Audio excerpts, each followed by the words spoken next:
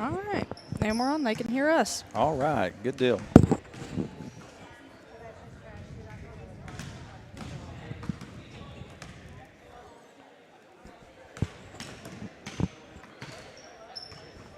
Well, welcome, fans. After a short delay, we're going to get started here. We do have the Caruthersville Lady Tigers. They did make their way here. We're supposed to have a 4:30 start. I'm not sure what happened there, but we're about running probably, 45 minutes late? 35. 35 minutes late. We probably another 5 minutes before we start. The Tigers are warming up. I'm Tim Gage. I have Alyssa Schatz here with me tonight. Alyssa, was last night your first night calling a game? It was, actually. I actually listened to it and watched it. You did a good job. Thank you. Sure did. And hopefully we can do a good job tonight. We're going to have this girls game, and then we're going to roll right into the boys and the junior varsity contest. And then I think Tommy and Terry are going to do the varsity game tonight. The boys have Neelyville on the schedule, a rematch of the semifinals from last week. So could be a really good game. They went to overtime last week, but we'll let them talk about that more a little later. We're going to talk about these girls. Campbell, they've been warming up now for a while, so they should be good tonight, shouldn't they? Yes, they're 2-3 going into this game, and this is a conference opponent for them. So big game, lots of energy before going into Christmas break. They faced a really good Greenville team last night, a team that got up and down the floor well, good size. They put a lot of ball pressure on, so they were good. I don't think Caruthersville will be quite as good as they saw last night. I don't think so, but it'll still need to be them being totally focused to bring it on. You can't look over anyone, can you? Nope.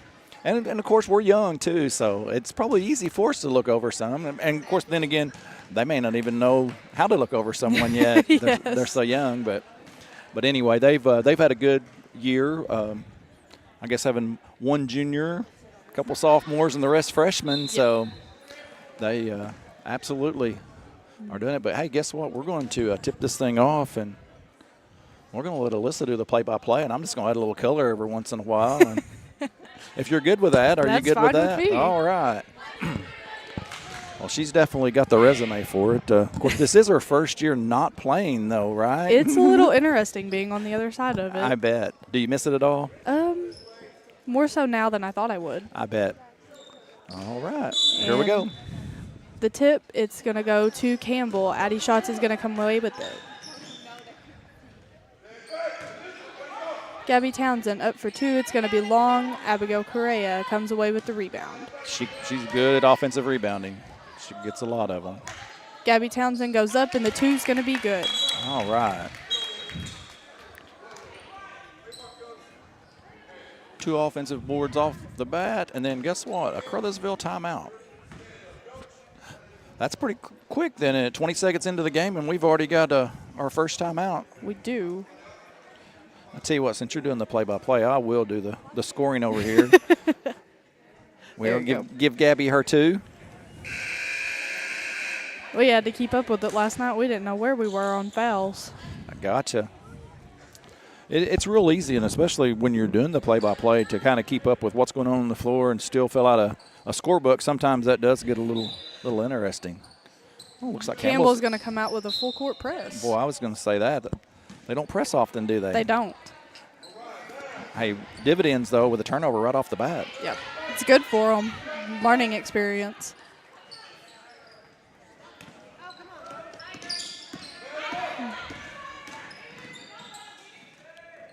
Gabby Townsend for 2. It's going to come back. Addie Schatz does not have the rebound. Number 12 for Caruthersville is going to go coast to coast and score for 2.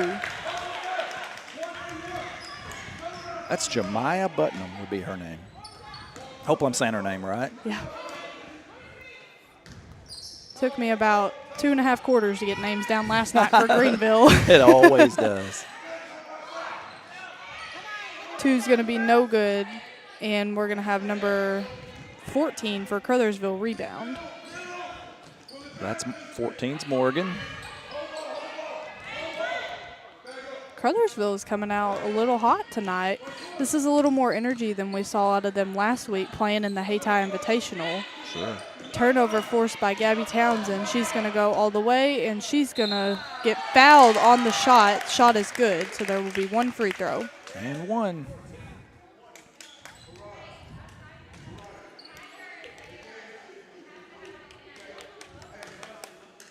See how Gabby does with her free throws. I know she's either been hot or cold. Yeah. Free throw is going to be good. That's a good sign right there. And they're going to fall into their full court press. Yeah. 5-2, 6:40 left. First quarter here. There's going to be a foul on Campbell. It's going to be Caitlin Weidenbender's first foul of the night.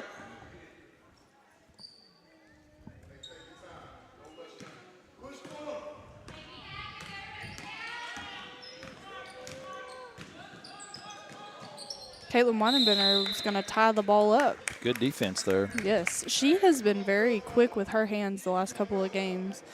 She's gotten a lot of touches on the ball, a lot of steals. Hey, good defense leads to easy offense, right? It does. 12 is a good-looking player for Caruthersville. She is. She is quick, and she is looking like she knows how to handle the ball. Gabby Townsend with the steal. She's going to shoot for 2, and she's fouled. She's going to go back to the line for a pair. Foul's going to be on Caruthersville, number 12, her first and Caruthersville second of the quarter. Gotcha.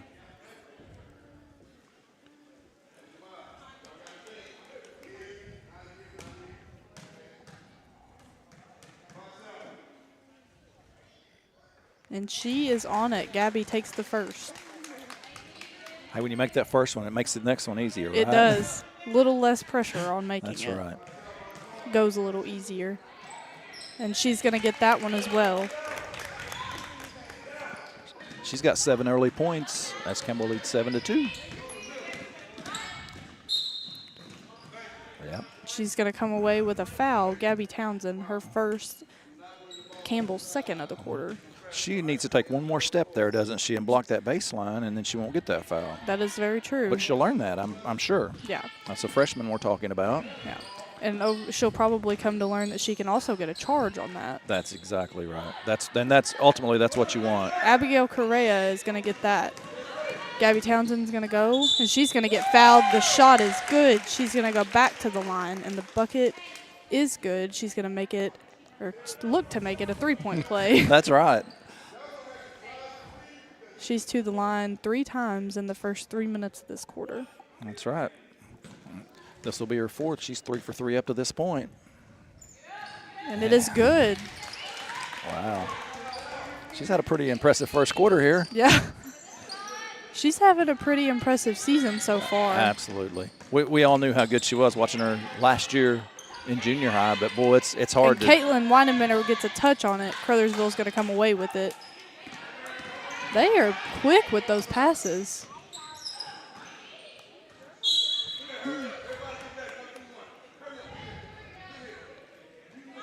You know, just talking, we knew this group of girls, the sophomores, you know, the freshmen, knew they were going to be good as they come up. Got a lot of talent there, but it's hard to equate from junior high going up into high school. That's a big jump. Absolutely it is, and it's going to go to Addie Schatz for 2. It's going to be good.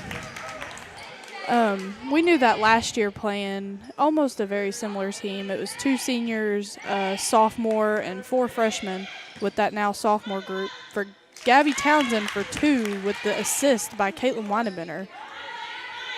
And they, even from last year, this group of girls has grown tremendously. You see Abigail Correa and Addie Schatz and Caitlin Weidenbender, all 3 just coming alive and really stepping up to be the leaders that they need. And they'll have to be. You know, they are the leaders, and they've been there before. Presley Tate, the shot is too long. Caitlin Weidenbender is going to get back to play defense for Campbell. Caruthersville's shot, no good. It's going to be Caruthersville's ball. Now, talking about the youngsters here, and of course, you started 4 years as a varsity player, so you know how it is. You know, coming in as a freshman, it is a different game, isn't it? It's very different. Presley Tate gets a touch on that, and Caruthersville's going to get back with it. Shot's going to be long. Addie Schatz with the rebound. Caruthersville is quick. They are getting back to play defense. They're getting touches. Gabby Townsend, the shot's going to be short. She's going to get her own rebound. Caitlin Weinemanner for 3. It's going to be long. Caruthersville's number 12 comes away with it.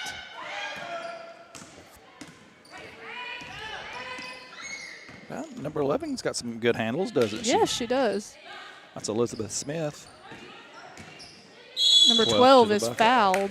She's going to be fouled by number 14, Abigail Correa. And there's that quickness again. You saw that first step, and then she just exploded to the basket right down the lane, and Correa couldn't do anything but foul her. Yes. I'd rather her foul her in this situation than just let her shoot a layup. That is very, very true. Let's let her earn them. Let's let her go the line. Now, later on, if she has 2 or 3 fouls, we may say, okay, let her have that. And that last week, that is what all of the post players for Campbell saw in that tournament. Zenith had them very early on. Abigail Correa, Addie Schatz, Monica Serrano, all 3 were in foul trouble going into halftime. Yes.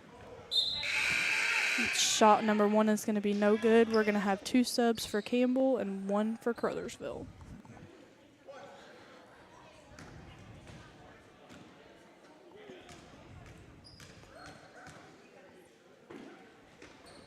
And the second shot is going to be good for Caruthersville's number 12. And Caruthersville is sitting back in a 1-3-1 defense, which is something that you don't see all that often. No, it's not. Caitlin Weinemanner for 3. The shot is going to be good. No, normally you see there's a foul. I think that one's going to be on Kinley Cooper for Campbell. That'll be her first. Normally you see, Caruthersville, more in either a man-to-man or some kind of matchup zone where they put a little ball pressure on it rather than just kind of packing it back in and almost wanting Campbell to shoot the 3. Yeah. Then again, their coach, too, may have seen, I know that Townsend has been able to really drive the lane at will, and so putting their big there is probably very big for their defense. That's right. Caruthersville's number 2 goes up. It's going to be long. Addie Schatz comes away with the rebound. She's going to look for Gabby Townsend. Gabby Townsend's going to go in, get fouled. She is going to the line for the 4th time this quarter. Now, Schatz is rebound, and, hey, she turns and goes, forces the issue there, and I guess that's an assist if she makes it. But since she didn't, we'll have 2 free throws here. And the first one's going to be good for Gabby Townsend.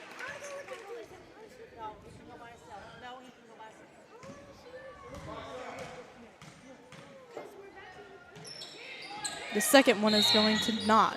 She missed one. And Monica Serrano for Campbell is going to come away with that foul.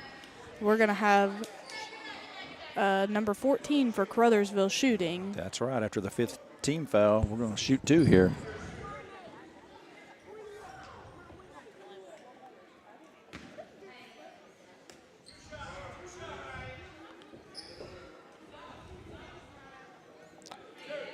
Mariah Morgan at the line.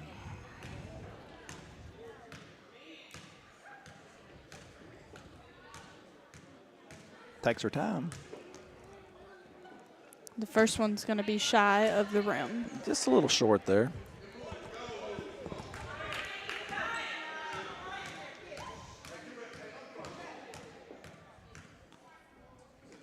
The second one is going to be good for Mariah. The bank is open. Yeah. Or it just closed, right? Yeah. Addie Schatz for 2, and it's going to be long. Caruthersville's number 3 is going to get the rebound. Gabby Townsend is going to go up. It's going to be long. Campbell's press is causing them some trouble when they put a little pressure there. They are up, partially blocked. Oh.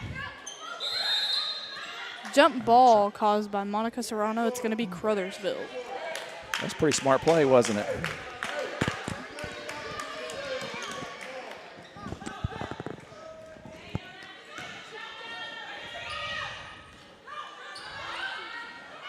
And another jump ball. And this one forced by Gabby Townsend, and it's going to be Campbell's possession. That's right. 18-4, 3 minutes left to go. This quarter is taking a while, hasn't it? I was about to say, it has been a little bit of back and forth.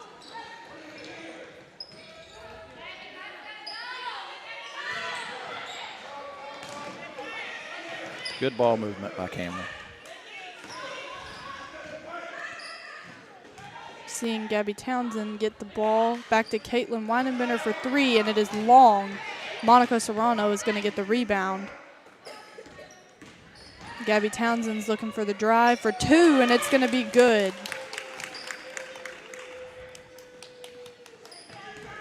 I was there the other night when Gabby set the school record, and she might be on pace again tonight, folks. She is looking strong in the first quarter. Absolutely. And we've got a 3-second violation in the lane by Caruthersville's number 14. It's going to be Campbell's ball.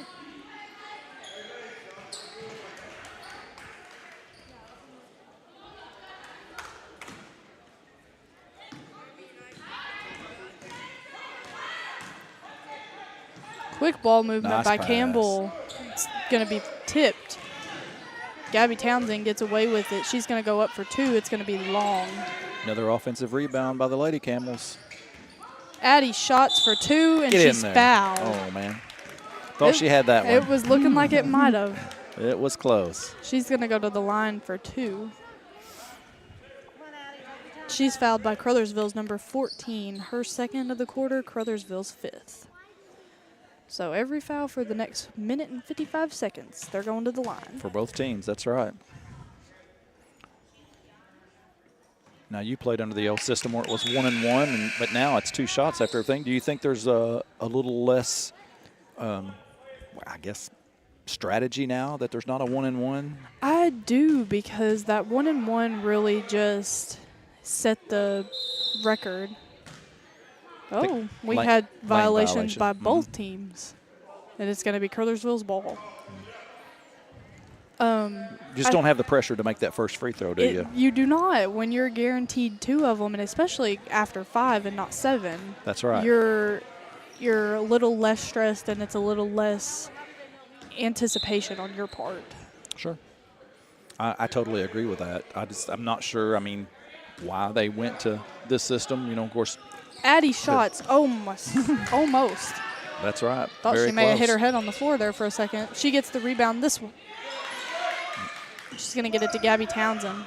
And Caruthersville is quick to get back on defense. Presley Tate for 2, and it's going to be long.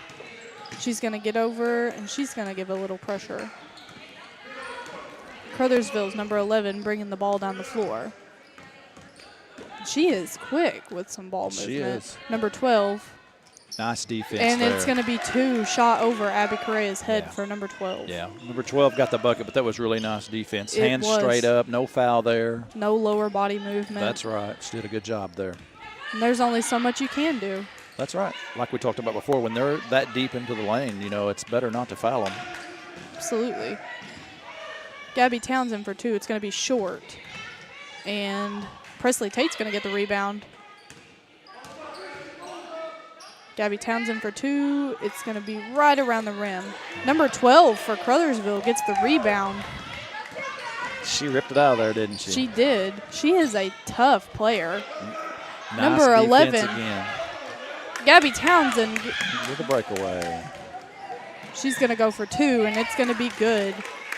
And I'd like to add that Monica Serrano was the one that gave it to her. That's exactly right. After some good defense, once again, Campbell's just, holding their ground, hands straight up, and those aren't fouls. I know the Caruthersville fans were hollering foul, but that's not a foul. That's a very good defense on their part. But and on the same token, Caruthersville's playing some tough defense. A tip by Addison Shots. It gets back to Caruthersville. They're playing some tough defense as well. All right, end of the first quarter, and that was a very long quarter, 22-6. 2-4. Gabby did go a little cold there towards the end. But I guess she's got 17 of the 22. So it's looking that's pretty good. A good-looking first quarter for her. Caitlin Weinbender with a 3, and then Addie Shots with a bucket. And give us 22. That's right. And then I hope I'm saying it right. I think it's Buttonham. Jemiah Buttonham has 5 of the 6 for the Tigers. And Mariah Morgan has the the other point as she hit a free throw. Well, is this about what you thought that would be, or? Well, Caruthersville, I will say that they are running some tough defense and surprising me. That's right. It's they're not just just letting Campbell have it. They're making them work for it for sure. No, and that is big for Caruthersville. Just watching how much effort they're putting in and how dedicated they are, and even though everything's not falling for them, just how much effort is just big for them. Sure. And they've had. Caitlin Weindemeyer for 3, and it's going to be good. That's going to be her second of the game. She's a good shooter. She is. Mm-hmm. She's a phenomenal shooter. Yes. Caruthersville's been down the last few years, but you can tell. There was a point maybe at sometime last year where they weren't competitive, but hey, they're losing on the scoreboard, but they are competitive. They're playing hard, and they handle the ball a little better. And that makes a difference. The running offense. Number 11 for 3. It's going to be long. Abigail Correa with the rebound for Campbell. Gabby Townsend's going to come down the floor. I'm going to move the ball. Presley Tate for 3. It's going to be long. Presley ends up with their own rebound. Gabby Townsend with a short shot. It's going to be good.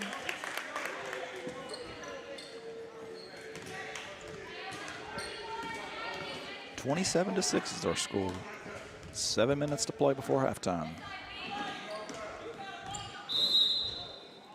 Hey, go ahead.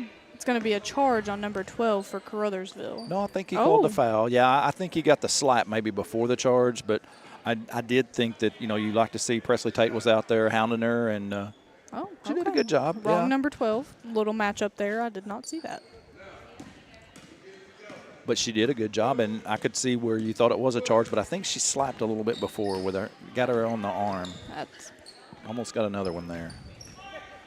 At Campbell, they have some quick hands, and they are looking for some quick defense. That was a good play by number 12. It was just a little far. Abigail Correa comes away with the rebound to Gabby Townsend from Addie Shot. She's going to go up. It's going to be long. Abigail Correa for 2. She's fouled. She's going to go to the line for 2.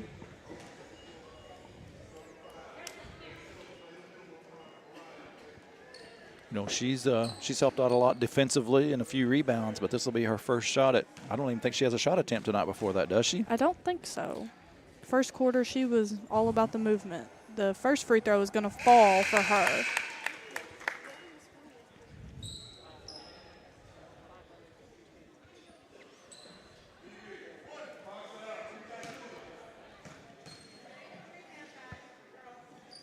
Second attempt is going to go as well, and she's going to go 2 for 2 on her free throws. Lady Camels are making those free throws tonight. Maybe not in this particular instance, but that will come around to be very helpful for them. That's right. They're 7 of 8 on the night. That's really good for Caruthersville's number 11 is going to hit the 3. She has a nice-looking shot. She does. She's shot a couple before that hadn't fell, but that one was very beautiful. Caruthersville falling back into a 2-3 defense. Gabby's shot, no good. It's going to come back around. It's going to be short. She's going to get her own rebound, go back up. It's also short. Abigail Correa fouled again. Go back to the line for 2 more. Let's see if she can make these 2. We talked about it a little earlier. Gabby, I think she might be gassed a little bit. Oh, they called that on the floor. Oh. They sure did. She is not going to the line. And Coach Foster must have heard me because. Inbounded to Abigail Correa. She's going to go up. It's going to be short. Addie Schatz goes to the floor with Caruthersville's number 12. Going to be a time on the ref. Yeah, we got an injury there. Number 12 went down pretty hard. She did. Yeah. She and Addie kind of got together there on that rebound, and they both went down. That floor is hard when you hit it. It's not soft. It's definitely not. Well, yeah, they called the foul on the floor a while ago, so Correa didn't go to the line. We had her kind of marked down for doing that, but we talked about Townsend maybe being a little gas, and Coach Foster quickly subbed in for And I think she brings Serrano in, I think, for her? she did. Gotcha. And a big factor on that, when you've only got 7 girls, if you're not completely and totally in your best shape possible, it's going to happen quick, and That's it's going to right. come on quick. Yep. And this is early in the season, and so you expect them, possibly not to be. So, boy, let's hope number 12 isn't hurt bad. They're carrying her off the floor here.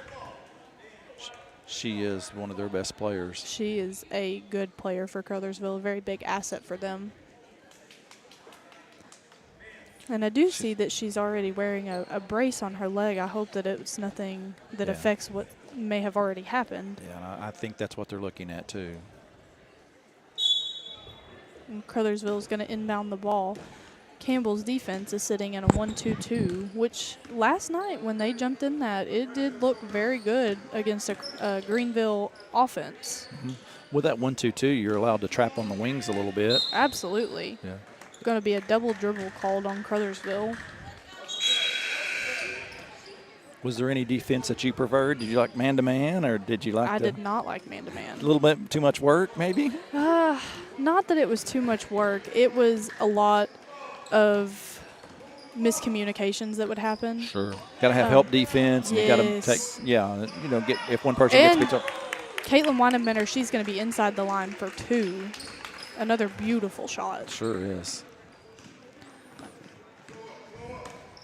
But you're right. When you play man-to-man, it takes all 5 of you, doesn't it? It does, and it takes a lot of communication, a lot of knowing your teammates. Sure.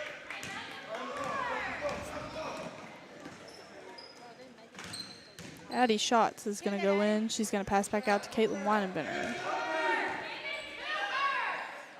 Addie Schatz for 3. It's going to be long into Monica Serrano's hands for 2.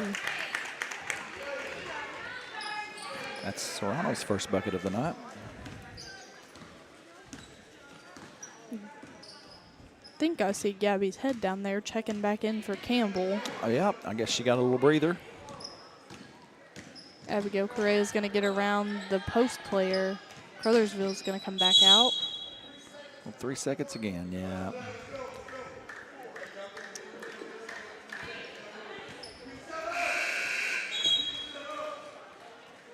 Caruthersville gets back on defense as Gabby Townsend comes in for Addie Schatz.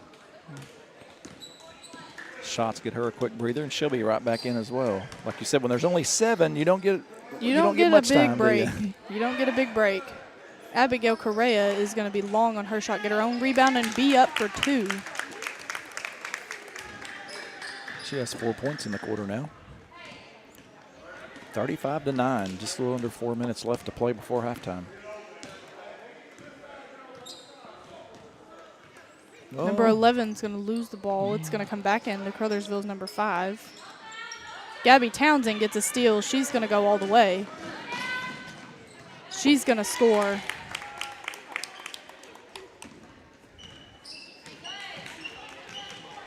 Gabby has some speed, too. Once she gets the ball, and she's going to the rim, isn't she? She does, and you heard Coach Foster a minute ago telling her to slow down. And it is easy to get too fast or shoot off 1 foot or something like that, and I think that's what Coach Foster was talking about. It's very easy to get ahead of yourself. The ball's going to get loose. Caruthersville is going to come away with it, and a foul by Gabby Townsend.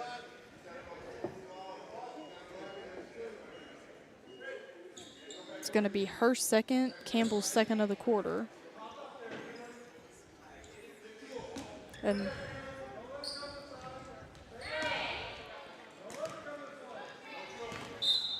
it's going to be a double dribble on Caruthersville. Well, I could see where she got confused. Well, yeah, I don't think she had control of it. I think she just had to stop the ball. But, hey, the official said it was. And then it backcourt. Just not paying attention. He's getting there. them back and forth. Yeah. That was the correct call, though. That's just where I don't think they were quite paying attention and passed the ball at the wrong time. It happens. 11 with the crossover. Abigail Correa with the steal to Gabby Townsend. She's going to shoot for 2. It's going to be long. Kinley Cooper with the rebound. Her shot's no good. Almost. Gabby Townsend with the steal. Again, up for 2. It's going to be short. Caruthersville rebound. They're going to come away with it. Caitlin Weinemanner is going to get in front of her. Kinley Cooper behind.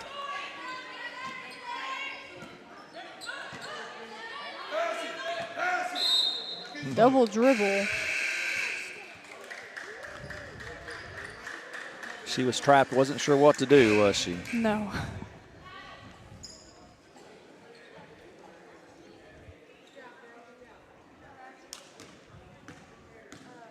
Correa comes to the bench now for a quick breather as well. Shots back in. Gabby going up for 2. It's going to be good. 6 in the quarter. I think that'll put her at 23 for the night. And another steal. Monica and Gabby's going to go. She's going to be long. Caruthersville with the rebound.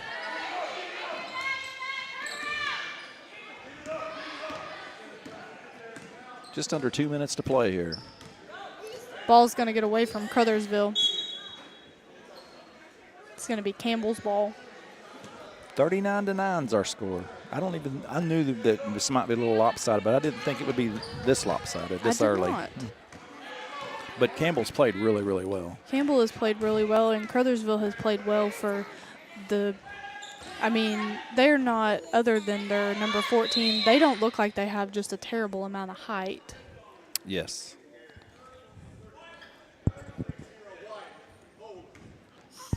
And then also with, one of Caruthersville's best player on the bench, that doesn't help things either. Coach is down there checking on her now, and yes, I don't see her coming back in. Monica Serrano, I failed to mention, just got her second foul. Presley Tate got a touch. It goes back to Caruthersville. And there's going to be a walk called. Yeah, that's one of those times where, like you said, slow down a little bit. She did get ahead of herself. Yes.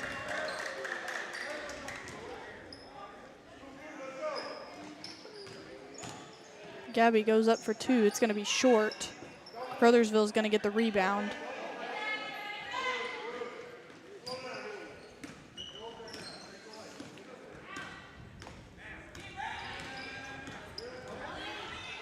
Presley Tate with the steal to Gabby Townsend. She's going to score 2 more. Hey, while they opened the doors, I guess, and got a whiff of some bacon there. We do have the pancake breakfast tonight. We do. Yeah, we may have to check that out a little later. Yeah. We are 40 seconds away from our halftime. Caitlin Weinemanner, quick hands, and she gets a steal and also a double dribble. Yeah, Campbell's really good about if they get a steal or something, they look up the floor, and that's one thing. And Gabby has a line share of her points this year on the break, and she's good about getting out on the floor and taking quick, off. And she's got 4 other teammates on the floor who know that she's getting ahead. That's exactly right. Yep. She has quite a few of the points tonight, but hey, without her teammates making those passes, getting those steals, doing what they do, they really facilitate the offense, and she just finishes it for them. Caitlin Weinemanner just picked up a foul on the defense. 4th for Campbell, her 2nd. Presley Tate with a touch. She's going to get away from her, but Caruthersville is going to get the walk off of it.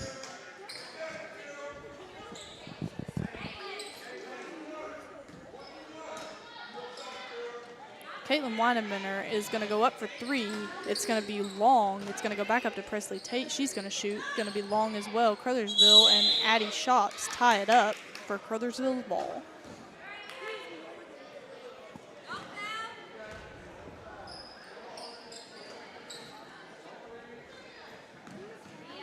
.12 seconds left in the second quarter. Caruthersville brings the ball down. Presley Tate looking to force her left. She's looking trapped. Gets around it.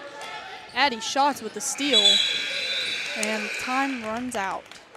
That's going to do it for the first half. 41-9. We're going to have a 5-minute halftime due to the late start. Oh, well, we better just stay here then, haven't we? I'll do a quick rundown of the scoring. Abigail Correa, she has 4 points. Caitlin Weinemanner with 2 threes and 8 points. Addie Schatz has a bucket and 2. Gabby Townsend, she has 25 points on the night.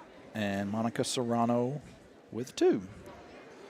On Caruthersville side, Putnam with 5, Smith with 3, and Mariah Morgan with a bucket. So that's our scoring. We don't have anybody that's in bad foul trouble. We've got Gabby with 2, Caitlin with 2, Monica with 2. So other than that, as long as you don't pick up that 3rd foul before half, you're usually in pretty good shape, right? Yes, absolutely. You had a few games where you battled with foul trouble, didn't you? Where it didn't just seem like you could do anything right. I know last year especially.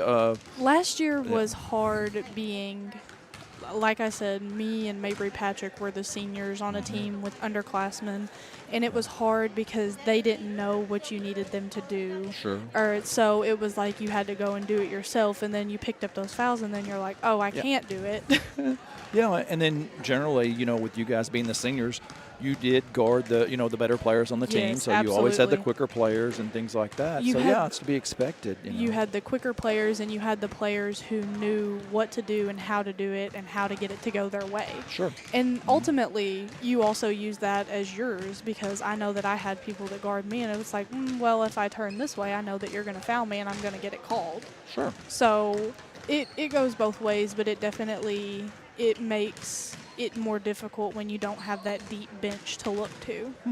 And one that I always refer to is Neelyville's girls have such a strong program that last year they would get winded and she would pull 5 out, put 5 in. Absolutely. And that makes such a huge difference in a ball game when you're able to. That's right. And she'll always dress out 12, 13 players. And like you said, 10 of them are good. They just have that kind of program to where they've built it and done that. So I have a question for you. Yes. So as a 4-year starter, what was your favorite year out of all 4? My junior year. Your junior year. So that would be the year that we placed second in districts. And like I said, we fell to a phenomenal Neelyville team. Sure. But very competitive with them, though. Very competitive game. It was. Fell by less than 10. Yes. And it was in the game the whole time. The entire time, tied at halftime. It was a phenomenal game. But that year, we had 3 seniors. We had Darcy Brogland, Marie Wheeler, and Chloe Matthews. And we had me and Mabry as juniors. We had Cameron Weeks as a sophomore, and we had a whole group of freshmen. And it was just, the energy was high, the excitement was high, everything about that year just worked. Yeah, and now Darcy's moved on and playing college volleyball and basketball. She is, and she's just a phenomenal athlete. And a good person, too. She is. She's a great person. And it was a fun year to play basketball. We took second in the Mistletoe Classic at Charleston. We fell short in conference that year, but like I said, we came back. We took second in districts, and that was after a huge win over Holcomb in the semifinals. That's right. So you guys had some battles with them through the years, too, because they've always had a good program, and they play basketball down there, their girls program especially, yes.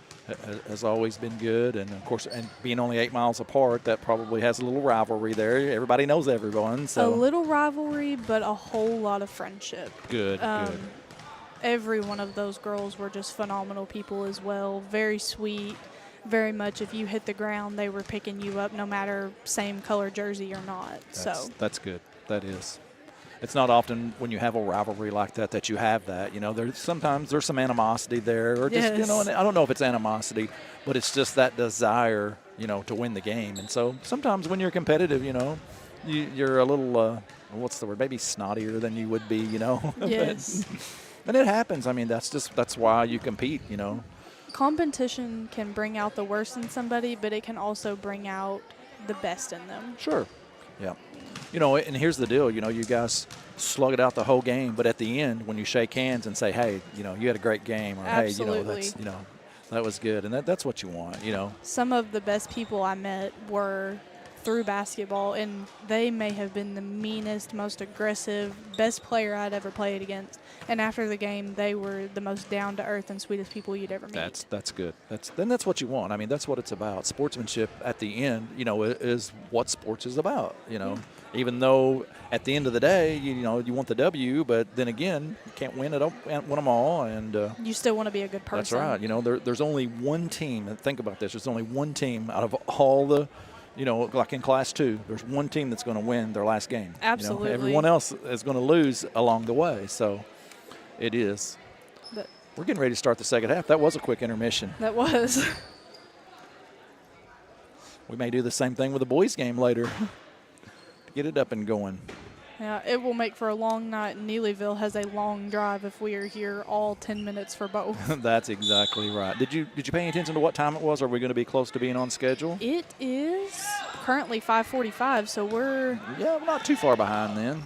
May do a 5-minute intermission for the JV game. Abigail Correa goes up for 2. It's going to be long. Addie shots for 2. It is not good. Caruthersville comes away with it. That's Smith again with the ball. Quick defense by Caitlin. Shot's going to be short. It's going to go over Addie Shots' head. Number 1 for Caruthersville. Rebounded, but it is stole by Gabby Townsend. She's going to pass to Presley Tate, who's going to look nice to Abigail pass. Correa. It's going to be good for 2. Abigail Correa. That was a really nice pass inside. It was. And it is amazing that as young as they are, they can see things like that and know that they're there. Sky's the limit. Yeah. Well, she'll learn that once she beats you off the dribble right there, you got to let her go.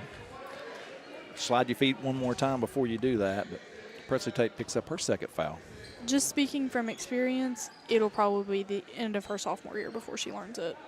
Oh, she gets a touch on it, though. Caruthersville comes away with it.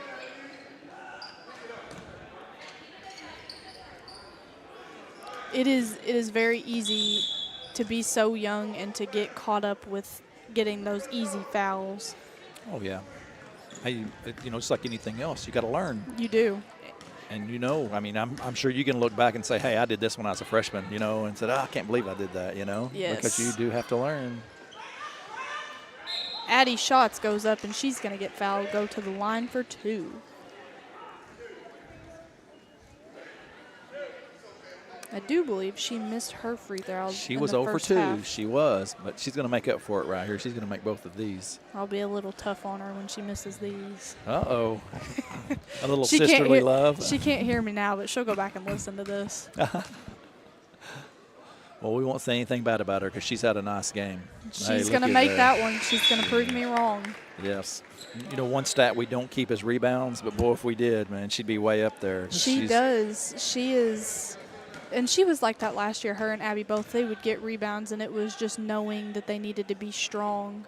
She's going to make the second one. I told you she was going to make both of them. She's just making up for earlier. That's right. You go 0 for 2, you got to go 2-0. That's right. Caitlin Weidemeyer with the steal. She's going to slow down. They're going to look to Gabby Townsend, and she's going to go up for 2. It's going to be long for Abigail Correa is going to get the rebound and go up for 2.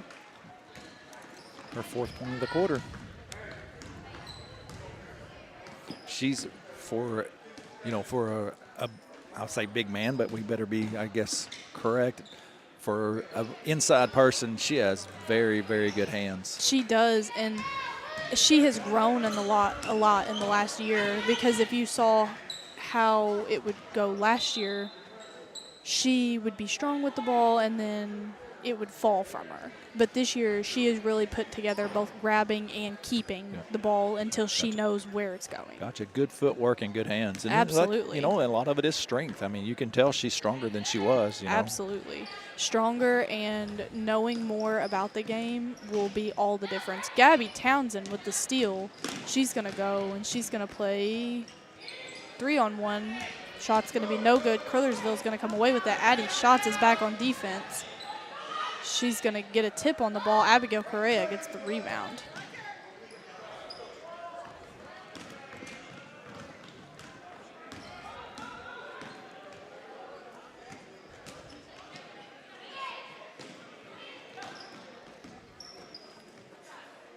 Presley Tate for 2. It's going to be a long ball. Abigail Correa goes up. Shot's no good. She's going to go up again, and it's going to fall.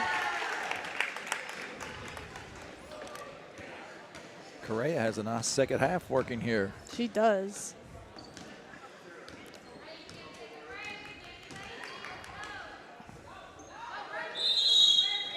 It's going to be a jump ball. It's going to be Campbell's. Tied up by Caruthersville's number 11 and Campbell's number 25. Campbell has 2 checking in. Monica Serrano and Kinley Cooper coming in for Presley Tate and Abigail Correa. If they ever have 3 checking in, we better check the books, right? Yeah. 2 subs is all they have. There's 7 of them. It may not be very good if there's more than that. I hate to say this and probably shouldn't even say it on air, but there's a couple girls that could play that could have been playing. I won't call them out. I've told them that personally, but Caitlin Weidenbender for 3. It's going to be good. Her 3rd of the game. I bet you know who I'm talking about. I absolutely do. But they couldn't get them to play no matter what. But anyway, it would have been nice. They would have made this team a lot better this year. But, hey, these girls are getting the experience, you know it? They are. And they're also getting the minutes, which will make all the difference for them. Gabby Townsend for 2 is going to be good.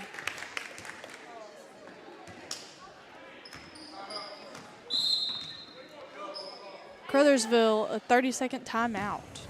The score is 54 Campbell, 9 Caruthersville. And it's actually going to be a full timeout. Well, you know, when we get to the 4th quarter, a timeout is the only thing that's going to stop the clock with the mercy rule that will be in effect unless Caruthersville really comes back here in this last 3 minutes of the 3rd quarter. Yes. So that'll be a quick 4th quarter and let us get into the boys' action. But this is a good rebound after last night. Like you said, a tough Greenville team. I know I was talking with Tommy earlier, and, of course, Coach Walk has a couple girls that play on that team, and yes, you could absolutely tell that they were Coach's kids. They fundamental, handled the ball yes. well, done a lot of things right, and they're a good program up there. Greenville has had a good girls program too. And the last couple of years, Greenville has really struggled with their program, whether it be in numbers or whether it was skill. But this year, they look like the tried and true Greenville team that you know. Sure. And they're young too. So they are. They're going to be good for a while as well. Yes, they are.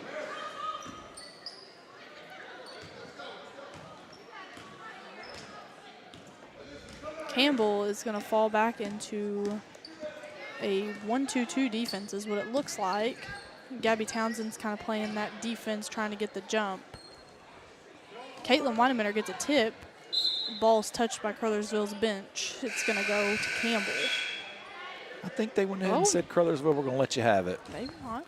Yeah, when the score's 54-9, you probably get the benefit of the doubt on most calls. That's probably fair. Gabby Townsend and Addie Schatz come out for Campbell. Presley Tate and Kinley Cooper come in.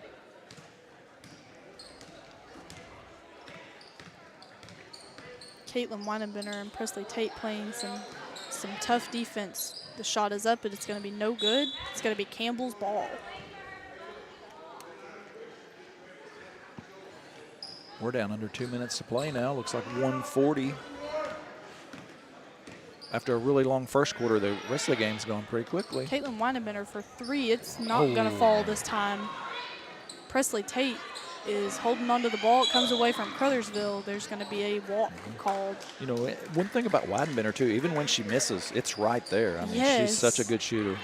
She has a very good aim. And a lot of it, she had great form, too. That one's going to fall short. Maybe I think Caruthersville might have got I think that they had a hand on that one. I think you're right. But it is really nice and refreshing to see the shot come alive in Caitlin, whereas in the last couple years, maybe it's been nervous to come out, maybe it was nervousness to fail. But this year, whether it's happening or not, she's making it happen. Well, and of course, I think I've been using you as an example the whole time, but I know, you shot the ball a lot better as you got older. Absolutely. And a lot of it may be the strength to get the ball up there. Sometimes when we're younger, we don't even have the strength to get it there. Yes. Monica Serrano on defense is going to pick up her 3rd foul, but then she's going to come on offense and be fouled. She's going to go to the line for 2. Would you say Mabry was the best shooter that you've ever seen? I think that Mabry was a very strong shooter. She was probably the best shooting teammate that I had ever had. Gotcha. And their senior year, Marie Wheeler ended up being a very strong shooter. Darcy ended up being a very strong shooter underneath the goal. Absolutely. 10 foot in, she was deadly. Absolutely. Mabry was very dangerous no matter where you got her. Yes, and especially if she was hot. Absolutely. Once she hit the first one, she was going to hit a few more. We last year we played Armorel in the Hayti Invitational Tournament, the Al Jackson Classic, and we both hit 4 threes apiece in that game.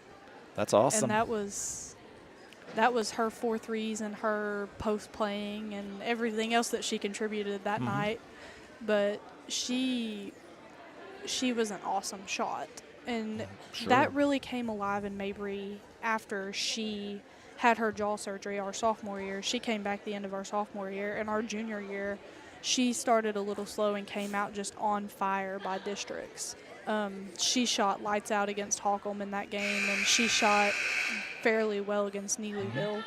You know, looking back through the years, of course, I date myself here, but you know, you look at someone like Claire Parker. If you remember when Claire played, Absolutely. You know, she could shoot lights out. You know, through the years, you know, you just remember girls here and there, but you know, after seeing, you know, you and Mabry, and especially, like I said, Mabry, when she was hot, boy, she'd pull it from anywhere. Absolutely. You know?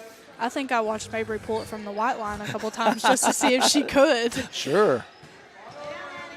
But it was fun watching you girls, and I'm sure you miss it. I do, and even more so now being here. Yeah. You miss it a little more than what you think. Yeah, but now you got a little sister, and you can do a little broadcasting here, and you keep up with her. And like I said, this part's more fun. I'm not worried about getting in trouble. That's right. That's right. You don't have to sweat, you know. So no sweat, no fouls. That's exactly right. And a team that, you know, that everybody thought, well, man, they may take their lumps. But, boy, up to this point, they've kind of proven some folks wrong, haven't they? Absolutely. Starting off last week strong by taking that win over Caruthersville Zenith. Zenith, yeah. Zenith ended up coming back and getting them, but they proved a point first night of that tournament. Absolutely. You know, you go in as a 6th seed and you just knock off the 3 seed right off the bat, you know. And you knock them off in overtime. Yeah. So just that was good. Addie Schatz gets a tip on the ball, and it's going to go back to Caruthersville. When the score is 56-9, it's you got to find things to talk about a little bit, don't Absolutely. you? It's not near as exciting on the floor, but Gabby Townsend gets the rebound, and she's going to go down the floor. Caruthersville's going to catch up with her, so she's going to slow down, drive in. Shot is good. It's going to fall for Gabby Townsend.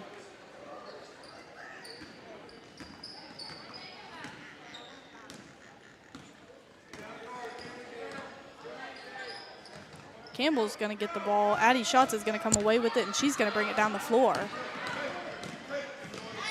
She's going to dump it to Kinley Cooper, who is going to get it up to Abigail Correa. A beautiful play. That was a nice pass. She was going down, knew she couldn't, but dished it right into Abby, didn't she? Yes.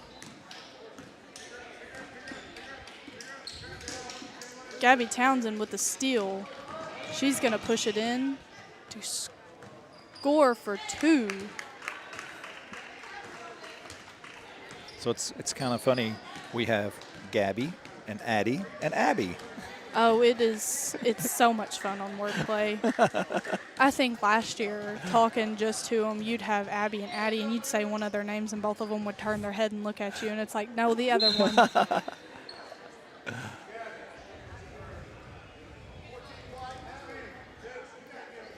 Abigail Correa for Campbell is going to end up with her 3rd, Campbell's 2nd foul of the quarter. Number 2 for Caruthersville is on the line. At this point, you just don't want anyone to foul out, isn't that right? Yeah, it would be very poor for it to happen. It'd be unfortunate for either team for it to happen.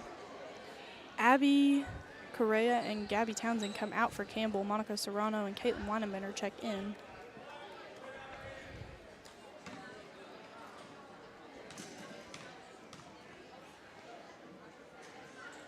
That's going to be good for Caruthersville. All right. Double digits for the Lady Tigers. 62-10 is our score. 4 minutes and 30 seconds to go in the ball game.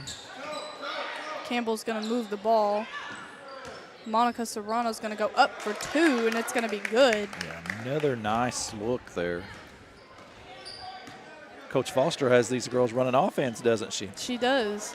And that's really nice to see, especially when you are up by so much. It's nice to see that play being ran, even when you already know that you could just run and gun the entire game. Sure. Monica Serrano is going to get her 4th of the game. It's going to be Campbell's 3rd of the quarter. And we have number 14, I believe, on the line for Caruthersville.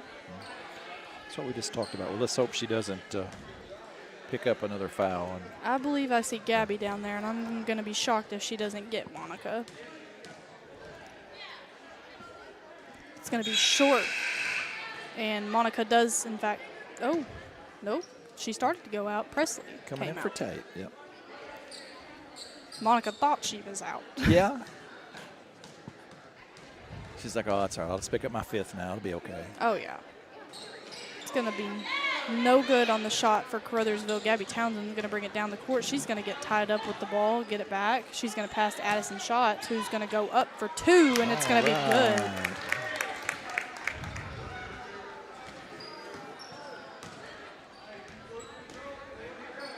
Addie has 4 in this half, 6 in the game.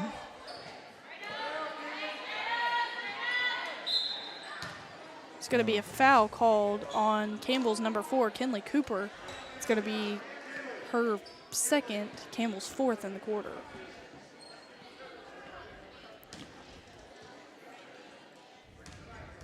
When we're shooting free throws and the clock's running, the time goes by a little quicker. It does. And that's going to be good for Caruthersville's number 14. Especially for an official who's run up and down the floor this whole time, and he gets a chance to Absolutely. sit there and watch the team shoot with the clock running. Second one is not going to be good. Caruthersville's number 2 is going to get the foul. It's going to be Campbell's ball. Schatz with a nice rebound there. Good block out. And she was off to the races again, wasn't she? She does. She rarely leaves time for there to be any thoughts. She's going to get it, and she's going to go. Caitlin Weinenbender for 2. It's going to not fall for her this time. Monica Serrano is going to end up with the ball, go up for 2, and it's going to fall for her. Nice. I think there was a little bit of commotion going on the floor there. Yeah, they might have could have called an and 1 there before, but hey, that's 4 in the quarter, 6 in the game for Monica. Nice night for her as well. Campbell's number 11, Caitlin Weinenbender, is going to pick up the foul. I believe that is her 2nd. 3rd. That's going to be her 3rd, Campbell's 5th in the quarter. So from here on out, Caruthersville is going to go to the line. Looks like Mixon on the line. First shot's going to be a little short. A little bit of encouragement there from number 14. Addie Schatz and Gabby Townsend come out for Campbell.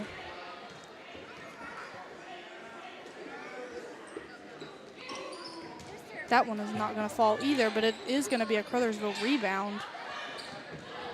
It's going to be, stay here. It's going to be off of Campbell's foot. Have you been in that situation where the coach pulled you out and you're thinking, I didn't want to come out yet? Absolutely. I will say Miss Foster definitely knows when you need it more than you know when you need it. Presley Tate with the steal, pass to Caitlin Weinenbender, who's going to go all the way. And that's not going to fall for her. It's going to be a tie ball. It's going to be Campbell's. Earlier when we talked about Gabby, Townsend looked a little tired, and her shot wasn't falling. And, Coach Foster did get her to the bench and got her a little breather there, and she was able to come back in. Foul is going to be on number 4, Kinley Cooper. That might do it by the time they walk all the way to the other end with the clock running. Oh, no, it's going to be on 30. That's going to be Monica Serrano's 5th. She is out of the game. Oh, man, we talked about that, didn't we? And we did. Yeah. But the ball game is going to be called no shot. That's right. 68-11 is going to be our final. We can maybe add these up here real quick, and then we'll take a quick break. 25, so Townsend ended with 31. Serrano with 6. Shots with 6. Weidenbender with 11. 8, 10, 12 for Correa. So that'll give us our finals. Well, hey, we'll take a break, and we'll be back with you before the start of the junior varsity game. Like I said, we have the Camels and the Neelyville Tigers will be coming up. Give us about 10 minutes, and we'll be back on.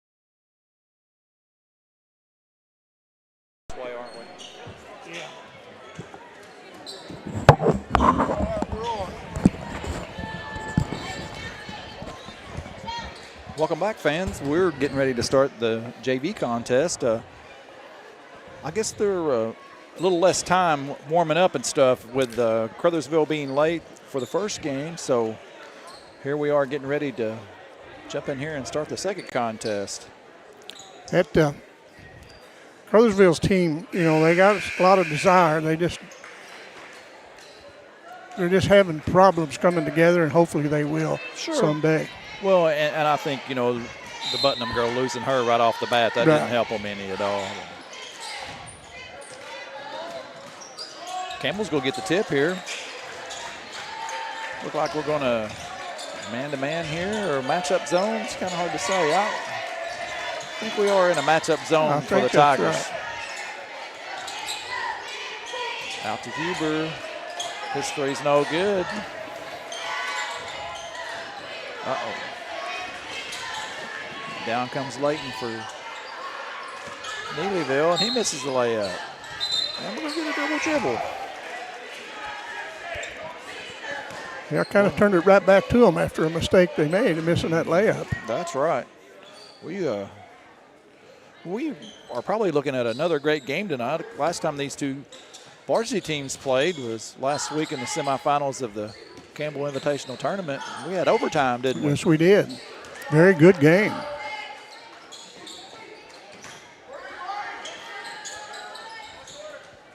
Campbell in the zone as well. Looks like they're just kind of not really trapping out of it or anything, just trying to play good defense, and we're going to have a walk. We do not have the numbers down for Neelyville, so we're not sure who the players are, but we'll do our best to explain them as they go. We may run down at halftime and see if we can get the books and see who's there. They kind of caught us off guard, but with a quick intermission there. We had a very quick.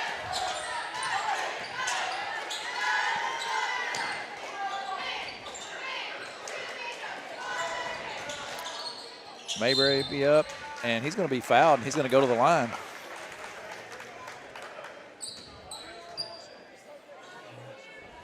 And we actually don't have him on our. Well, they had him on the varsity, so I bet they just dropped him down. Yep. Give him some playing time. That's right. And, you know, you learn very little sitting on the bench, and, you know, you come down here and play in this junior varsity, you get a lot of quality playing. That's exactly right. You know, and lots of times you'll see, say, a good sophomore or something will go down and play a quarter or two and really get his rhythm, especially these guys that shoot the threes all night, you know, and then come out in the varsity contest, and, hey, they're already hot. They're not coming off the bench cold. So, well, Xander makes one of two there, and it's going to be 1-0 Campbell. We're about a minute and a half into this game, and we're going to have another jump ball. It's going to stay with Neelyville. It's JV's like the varsity. That ball's on the floor, and this Camel's after it. That's exactly right. That's I'm going to tell you that that Camel JV team, boy, like you said, if the ball's on the floor, if there's a loose ball, hey, they're after it. Because if they're not, Coach Fowler's after them. Yes, yeah, they'll be over there with him. They absolutely will. That's one thing. If you're going to play for Coach Fowler, you're going to give him the effort. Yeah, that's exactly right. 1-0's our score as Campbell brings the ball in the front court. We've got 5 minutes left to go in this first quarter, and we're going to have a turnover there. Talked about that with Alyssa a while ago. Sometimes we get in a little hurry when we do. We drag our pivot foot and do things like that. But exactly right. Neelyville's basketball. They're going to up around the outside, and another three. Oh, off the iron. Nice offensive rebound by number 32 for the Tigers, and he'll go up and in. 2-1's our score. Yeah, Micah Baker told me down there she'd take a picture of the junior varsity of Neelyville, but I'm sure she's forgotten it. Yeah. Did you call her by her maiden name? I think she's a Siebert now. She is a Siebert, yeah. Yeah, that is right. Trying to help her out. There you were. I'm trying to distance her from that Jeremy guy that she's married to. Is that what it was? Yeah. Your mother sitting right down there, Debbie. Yep, sure is. Who is still a Baker. Still, yeah. We'll have a quick foul there. Number 25 with a foul. That'll be Neelyville's first team. No, that's second team foul. That's right. Second team foul, first one on him.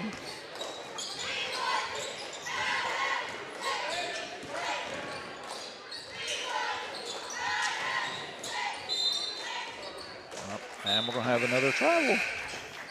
You know, that's one thing that the junior varsity is good for. I mean, it's good to learn and work out some of these. The score doesn't matter as much it does when you get to the next level. So, not that they're playing hard, not that they're wanting to win, but guarantee you Coach Fowler's using this as a learning experience for these guys. You bet. Skip fast to the corner. That's a 3 for number 22. 5-1's our score.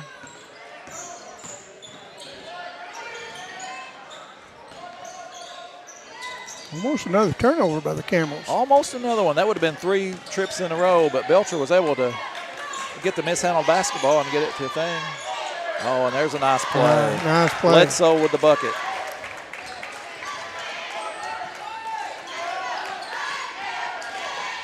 Campbell into their 3-quarter trap that they're so known for.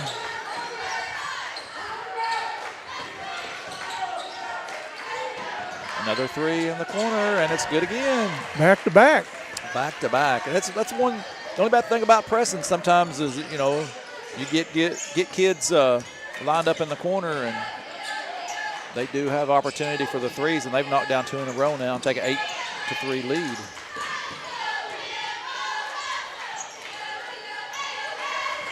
Neelyville with the rebound, and they'll run.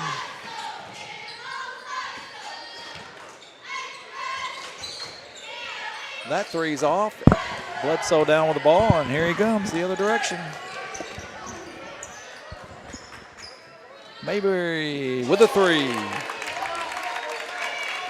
8-6 is our score now as Xander Mayberry knocks down the 3 from the top of the key. Almost a steal.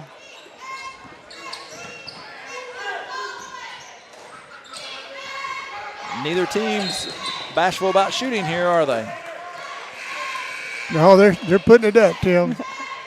2:22 to go in the first. 8-6 Neelyville. Campbell's making a run. They are. That's right. Yeah, Campbell was hung on a single point there for a while, but they've come back to pull within 2.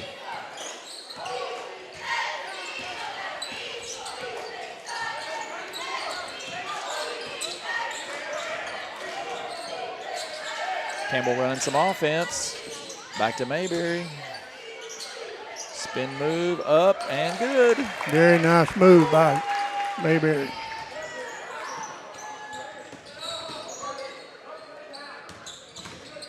Nice spin move in the lane. Oh, he misses it. Nice looking move by number 22 for the Tigers. And 51 will pick up a foul. I think that'll be their 4th team foul. I think you're right. First on him, 4th on the team. One more, and the Campbells will already be shooting free throws. They haven't committed a foul yet. Poked away. Belcher gets it back. Into Mayberry. Mayberry drives again. Oh, off the front iron. And there will be first team foul for the Camels. Yeah, we got 5 in, 5 out for Neelyville. That's nice when you can do that. You bet you. You bet it. Steal by Camels. Oh, Belcher's shot almost goes.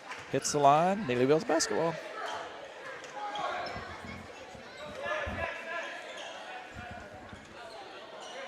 Oh, my bad. That's Campbell's basketball. I thought he was giving it to Neelyville also. He pointed that way, but he must have said white. Turnover by the Camels. And Neelyville gives it back, and then it goes right back to Neelyville. And another 3, just long. Offensive rebound by the Tigers. Nice, nice drive, nice dish. Very nice, very nice. Like I said, we do not have names yet, but that was a nice little dish as 13 drove the lane and then dropped it off to 32, who was fouled and made the bucket.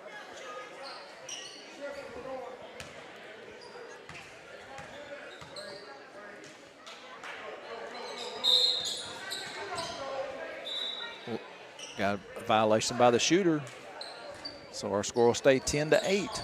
We're under a minute to play here. This is a quick-moving first quarter. It is. 48 seconds. We'll see what the Camels decide to do here. If they decide to run some offense or hold it for one. Looks like Neelyville has moved to a man-to-man. No, they're still in that matchup zone. It has the tendencies of the man-to-man, but then they drop back into their area. 13 down the floor again, and he will be fouled.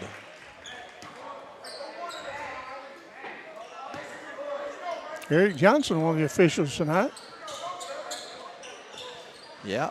Pat Sarda and, oh, boy. I know the other official, but I can't call his name. You ever had that? Yes.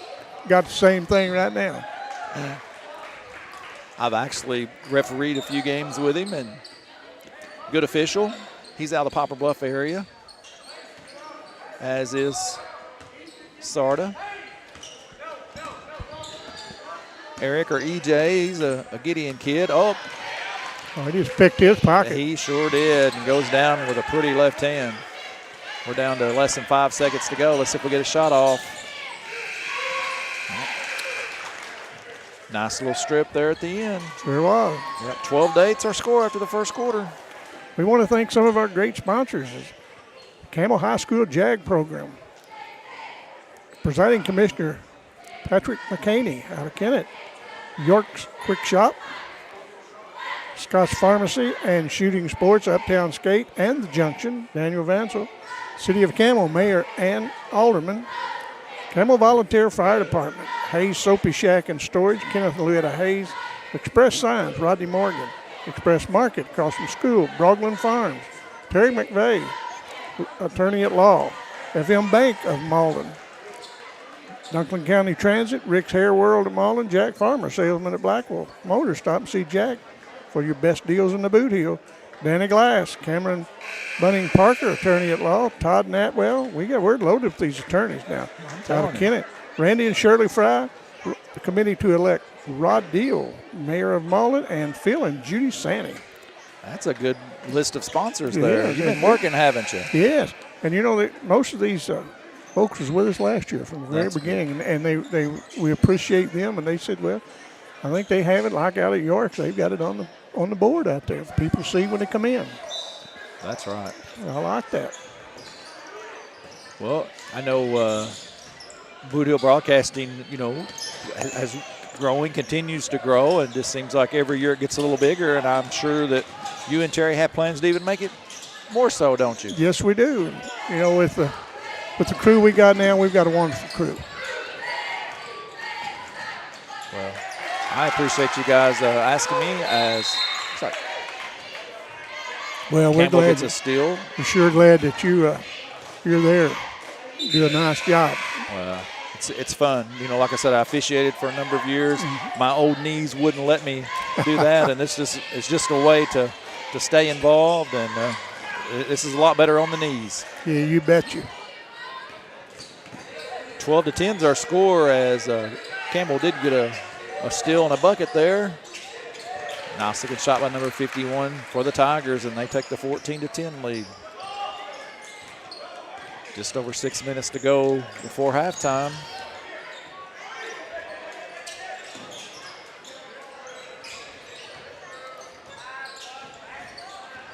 Once again, Neelyville extends that zone. Camels run a little offense. I think we got a walk call there. We sure do. Good call. Right, correct call, I believe. That's right. Well, Tommy, I turned you down for the pancake supper that we're having out there, but when I went out in the lobby to get me a soda a while ago, I was like, man, those pancakes look good, and that bacon smelled really good out there. So I'm sure if folks are on their way, there's still more pancakes and time to get you one. I think you're exactly right. Get your picture made with the Grinch. You can do that, yeah. And that's not Tommy. That's the real Grinch That's the real out Grinch. there. Yes, the only he thing is. that's close to Tommy, the one taking the pictures, is my granddaughter. Oh, okay. Well, that's better then. So Yeah. she's taken a picture of the Grinch before then. Oh, yes. She's been around him. She calls him Peepaw. Calls him people. Well, nice looking shot there. That was a pretty shot. This junior varsity team pretty good. They are good. And like you said, they're 10 deep. They just throwing 5 in and 5 out, and that's 17-10 is our score. Which Campbell's pretty deep too. They're about 7 deep right now. They've played 7 so far, so that's a pretty good rotation. We're going to have a foul on the floor.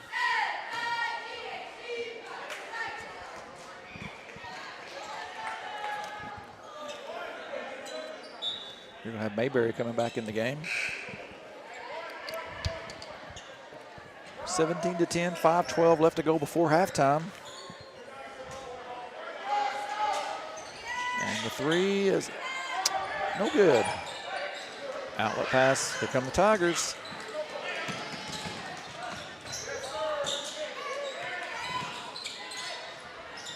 Youngster that, almost. Oh, and I think that was a lucky tip there. 54, I think you're right. Yeah, 54 kind of was in the area, and he'll get credit for the bucket, but I don't think he intended for that to happen. Mayberry with a 3.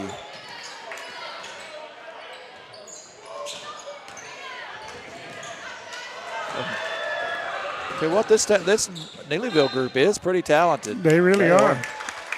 They've got some kids that can play, and like I said, he's deep, and he's just running them in and out. And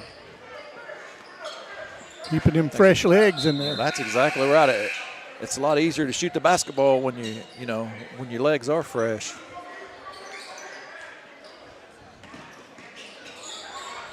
Now Neelyville's in the true man-to-man, and Mayberry's going to go coast to coast with it. He misses the layup, but that was a good-looking drive right down central.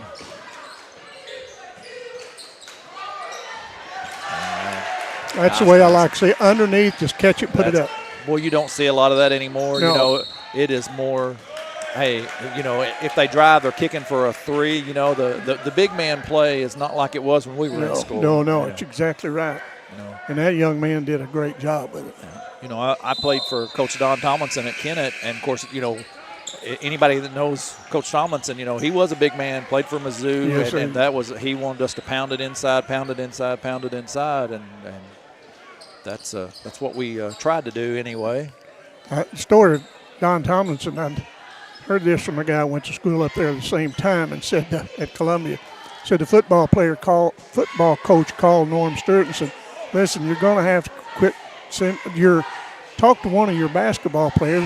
We're tired of them beating up on our football players. I guess he was a hoss. I could see that. Yeah, I can remember being inside, and he'd tell you what to do a couple times, and if you didn't do it right, then you got to play defense on him, and you didn't want to do that. That's right. He wasn't a young man then. I mean, he was probably well into his 40s, maybe early 50s when he was my coach. And, man, he was still a hoss, like you said. He, and had – you talking about great moves and post moves. Man. He was. Norm Stewart said one time he was the strongest basketball player ever coached. And I can understand that.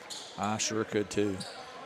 He was in the top 10 in scoring for Mizzou for many, many years. And just one heck of a player. He really absolutely was. And a good coach and a good guy, too. I think you're right. He was a little mean to us when we were practicing, but, boy, once we grew up, and he was absolutely a good guy. If he saw you somewhere, he'd always meet you and greet you, and just a wonderful guy. Passed away a few years ago, of course, but there won't be another one like him. I promise you that. No, I guarantee you that's right. 21-10 is our score. We got off on a little tangent there, but you guys are getting to see the action, so it's not like we got to be radio and play-by-play. Isn't that right, Tommy? There you go. That's right. So even though we're talking about stuff that's kind of off the subject for a little bit, you still get to see the score. We have a good camera operator over there that keeps you in tune with it. And even if we don't tell you the score, every once in a while he's up there showing you what the score is. Speaking of that, 22-10, just under 4 minutes to play here before halftime. And we're going to have another foul. That's going to be second team foul on Neelyville, so we're not close to the bonus yet, but we could get there in a hurry. You bet it can. Inbound play by the Camels. And a three, a little short. And, yeah, that's an easy one to call right there. Yeah, it is. A lot of good games going on in the area tonight. Osceola, Arkansas is at Hayti.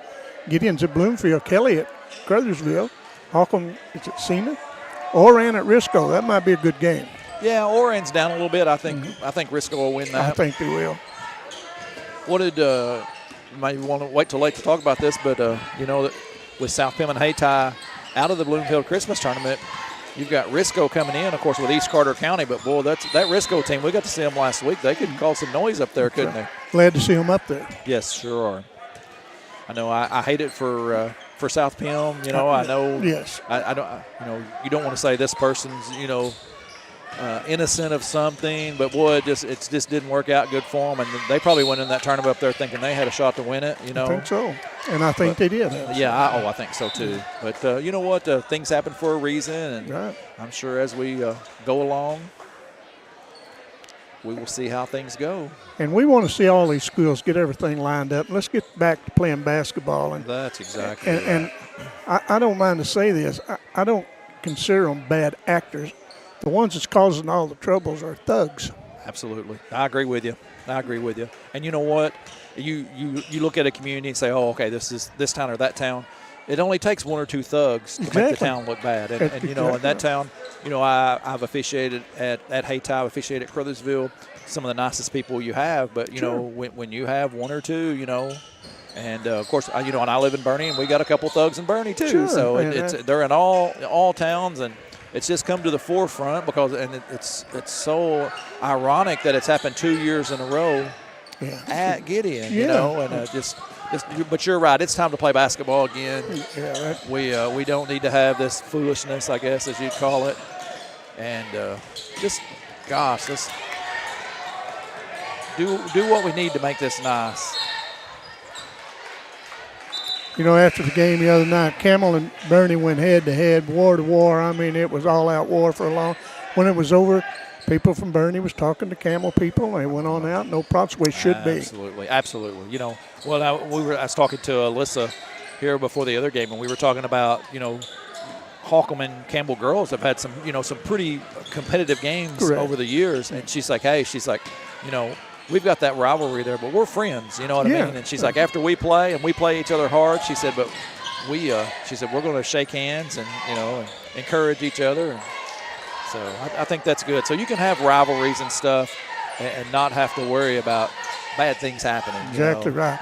You know, when young people realize that the people on the other side of the ball, that's the opponent. That's not the enemy. That's exactly right. Especially when you have something like basketball, you know, or, you know, it's just not, there's no reason to have that kind of animosity. But anyway, that's something we could probably talk about all weekend. And I just hate that it happened. But we will wish Risco the best, and hopefully they can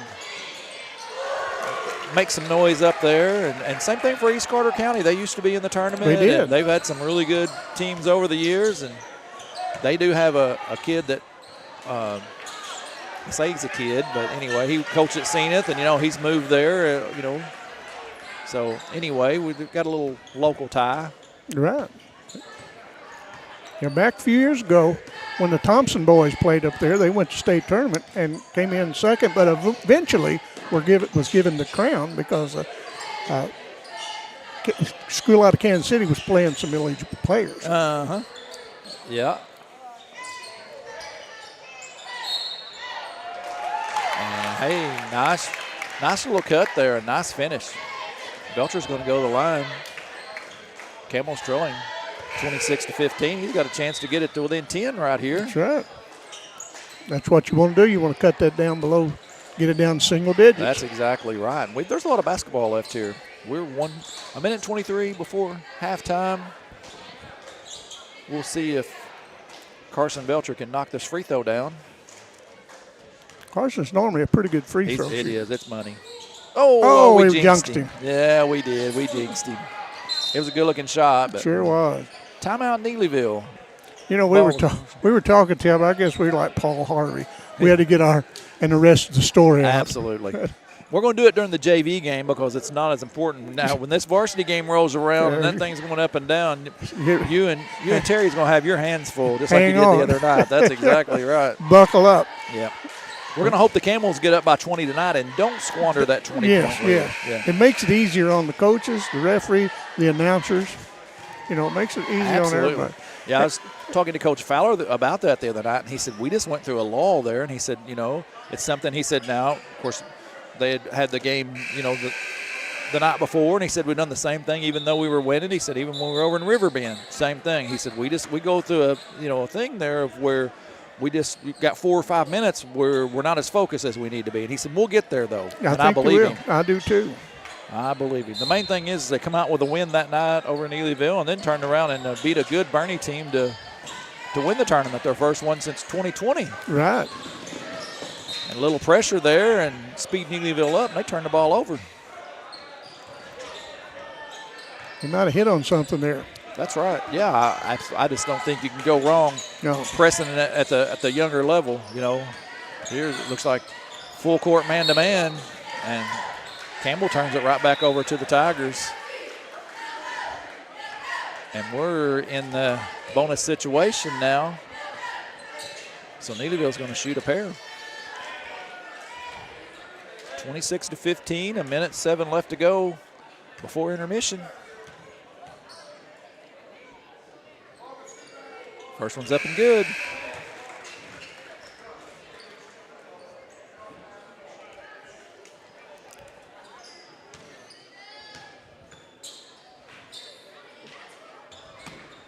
And the second one's in and out. And almost a steal. Very close to being a steal. Neelyville, they're really active. You know what? They're getting after it. They're just in a man-to-man, full court, and you know they're making it tough. I think we got a holding foul. Yep. And guess what? We're in the bonus on this end. There you go. Belcher's going to go back to the line. I think he's going to vindicate himself here. He's going to hit 2 of 2 right here. Yeah, and I'm not going to say anything. Yeah, no, okay. Because you jinxed him last time. I didn't. It was you. It was me, yeah. All right. I have a habit of that. There's the first one. Up and good. There it is. Nothing but net. And hey, to his defense and yours, since you jinxed him, but the last shot looked really good. It was just in and out, and that happens from time to time. Second one is good. So there you go. He's back on track. That's right. 2 out of 3. 27-17. Nice bounce pass. Oh, it was. Yeah. Neelyville player couldn't hold it, but, man, that was a sweet little pass in traffic there. And if he handles that, that's a layup. Yes, it is. Well, Neelyville gets that ball down the court pretty quick. They do. Campbell will run some good offense here. They got a chance to get this to single digits. But they turn it over. Wisely, Neelyville holds it up, waits for the rest of his teammates. And a 3, in and out. Campbell basketball. Oh, but turn it over, and look, they're going to have 2 shots there, yeah. That would have been big because the Camels had a chance to get it to within single digits there, which is another goal, right? Sure, exactly. That's what they did against Bernie. They were down by 10, and Fowler hit a 3 right before the buzzer at halftime and cut it to 7, and here we go. That's right. Yep, and then the rest is history. They come out in that third quarter. I think that was 27-7 was the difference in that quarter, and they just turned that ball game completely around and then held on down the stretch. Bernie made a little run at them and done some good things. Shot the ball extremely well and just played really well. When they seed the Bloomfield Christmas tournament, Tom? I think I was being told. I was thinking they said Friday is when it was being seeded, but don't hold me on that. I'd asked that to someone else, and that's what I was told, but that was kind of unofficial. Neelyville gets another steal. So they get a shot off, and they do. Well, 28-17 is going to be our halftime score. We'll take a little bit of a break here. I'm going to go down and see if I can get some numbers and get you some halftime stats, as we didn't have numbers on either book, so I don't have any stats to speak of, but I'm going to try to get everything, and we'll be back with you in about 5 minutes.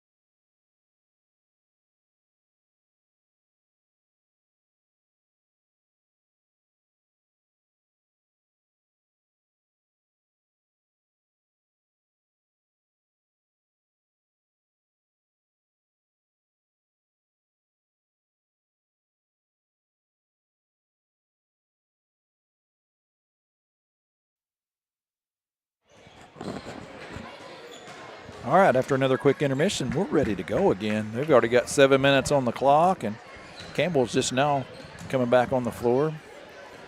Neelyville's, they've been in their huddle for a while. Real quick rundown. Xander Mayberry led the Camels with 6 first-half points. Carson Belcher with 4. Lawson Bledsoe had a bucket. Ethan Anthony with a bucket. And Carson Payne with a 3. And that brings us 17 points, 28-17. No one in big foul trouble for the Camels, so we're in good shape for this second half. Belcher drives over to Mayberry. He shoots a 3, gets his own rebound, goes back up.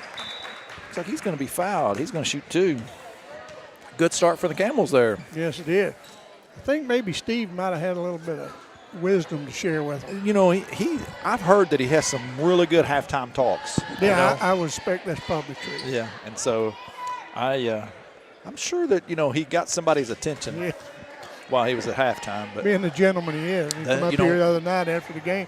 So, Steve, what'd you tell you boys at half? He said, well, I told them shoot better. Yeah. Well, that's exactly right, because they were getting the shots. They just weren't falling in the first half.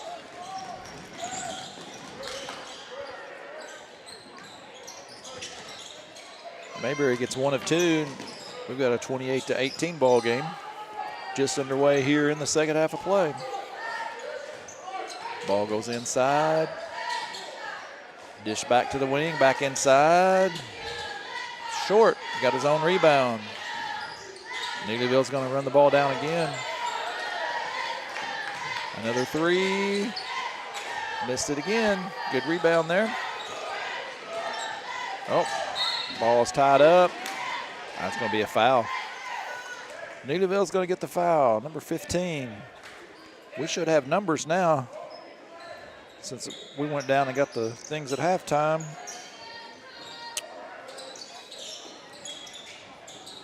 Landon Burden with the foul. That's going to be his 3rd, isn't it? I think that's right. Oh, I'm sorry. I'm stand corrected. Logan Green is who that is, and that will be – oh, they called that. Never mind. Hey. All right. Something's not right here. They called the foul against the Camels.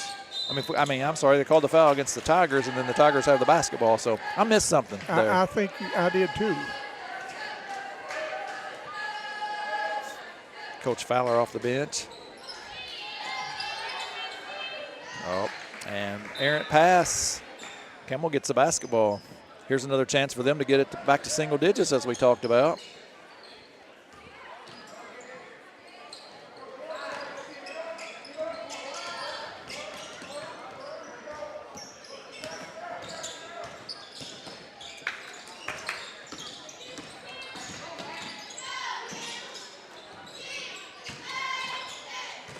Three-pointer is a little long, and we'll go back the other direction. Now, one thing I've noticed, and not just with the Camel players, but several players wearing pink shoes. Could you have gotten by with wearing pink shoes when you were in high school? Oh, no way. At home or at school. That's right, yeah. Anyway, that's a new fad, I would say. But I suppose. Yeah. Because you see them all over. All over, not just here. Good ball movement by the Tigers, and they're going to end up with a layup here. Oh, nice ball movement. Yep. Saw that one coming. Even a blind man could have seen that one, right? I think that's right. Ray Charles could have picked that Ray off. Charles, that's exactly right.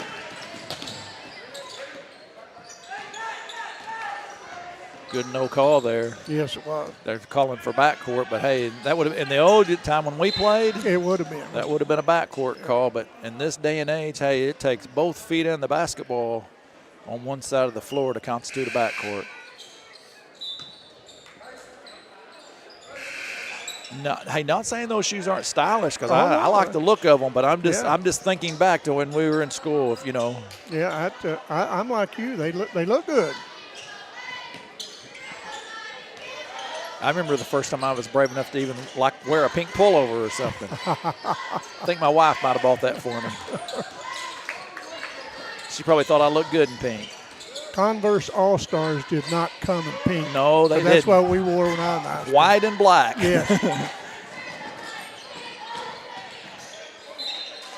I know course, I'm an 80s child as far as graduating, and Nike was just coming onto the scene. Yeah. I can just remember, man, different shoes coming out, and even the shoes I'm wearing tonight, the Pumas. Did you know they're back? And they were a big thing. And so, but yeah, the Converses is what everybody wore, in either white or black, depending That's right. on what your school colors were. Did you guys have purple ones for Holcomb? Do you remember? No, I was here. Oh, I take that back, boy. That's right. You were. Did you wear black or did you wear white? We're white. We're white. Okay. They bought them at Boyd's Department Store in downtown Camel, and I can remember they were $5.25. Wow. I remember buying a pair of those, and mine were at Skeeter Kell, who's still in business to this day. Sure are. Well, the reason I asked him about Holcomb is I guess I had a good friend of mine, Barry Beecham, was talking about, hey, there was this good Jacobs guy that, man, he could play. And I thought he was talking about Tommy, but I guess he was talking about a second cousin. A second cousin, yeah, that actually went to school at Holcomb and was a really good basketball and baseball player. Hey, Huber with a nice rebound there, and he's going to go up and head to the line and shoot a pair. But times sure have changed, haven't Oh, they really have. And I don't mind change when it's for the better. That's right. Change for the sake of change, I never did go much for that. Yeah. But, technologies came. Oh, look how far it's came. That sure has. Who would have thought we'd have been broadcasting basketball games over the internet, even 10 years ago, you know? I remember the first one that Bill Hampton and I had done. It's when it was at Bernie. And we went YHC-TV. I remember it. Good old Bill Hampton. Yeah. Bill ran off to Florida on us, and, boy, I don't see him much anymore. No, I think Bill checks in every once in a while. I'll get some text from him or Connie and talk a little bit. And we had a lot of fun going up and down the road in that old red one. Supposed to have been a red hoopster, but what it was red and brown because it had a lot of brown spots on it, rust. Bill loved that thing. Oh, yeah. I'll tell y'all that story one of these days. We have more time. That was funny thing. And knowing Bill, he probably still has it. I wouldn't be surprised. Well, as we were talking, looks like Neelyville hit another three, and they're back up by 14, 33-19. Mayberry's going to drive in. He's going to shoot a pair here. 33-19, 2:55 left to go in the third quarter. Campbell makes a little run here, but they can't seem to get over the hump. They just get it to 10, even 9 a while ago. But they from there they need another one. They need a big three or something to get it down there close.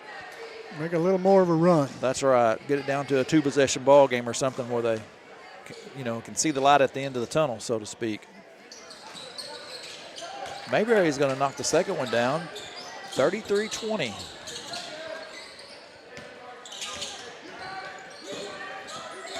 Campbell's in the man-to-man. Belcher putting some good ball pressure on, and they're going to get the turnover. Oh, but then another turnover right back to the Tigers, and a walk. Yeah, sure was. Yeah. Bill sure didn't think he walked, but Bill Hampton started this in 2004. It was Channel 21. And we'd go up to different schools, and he would tape it, and we'd play it back till the next game. And gotcha. A lot of fun, but boy, then when this internet thing came, it just exploded. Yep. When there was enough signal for it to start doing that, I just I'm real impressed by the quality that it's going. The picture is so much better than it was when it first started. It was grainy. The sound wasn't very good, but I was listening to you and Alyssa last night, and sounding good, looked good. Looked clear. And I'm really proud, and we thank Alicia for what all she's done to help us out. Belcher from the corner, if he knocks that down. Oh, I thought it was good. It looked good from where I was. Oh. Well, as my coach would have said, too much dribbling there. Yeah, that's exactly right. Mayberry's going to get the offensive rebound and in. Hey, here we are now. It's going to be an and one here. There is. If Xander knocks this down and gets it to single digits, we're right where we talked about before.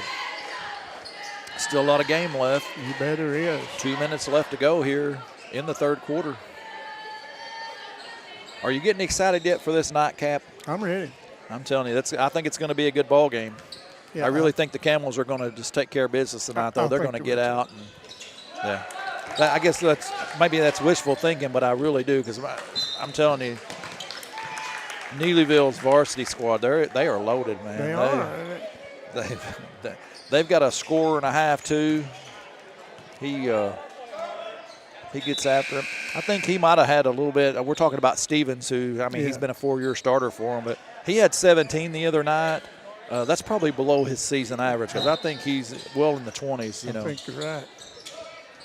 He's one of my wife's favorite players. She just talks about, you don't see somebody that's that big and that long that's that smooth, and he is. He's really smooth and shoots the ball so well. Sure does. Yeah, his range is when he steps across half court. Yeah. They're letting them play out here tonight, Well, aren't I they? say so. Steal by Neelyville. Oh, and the foul.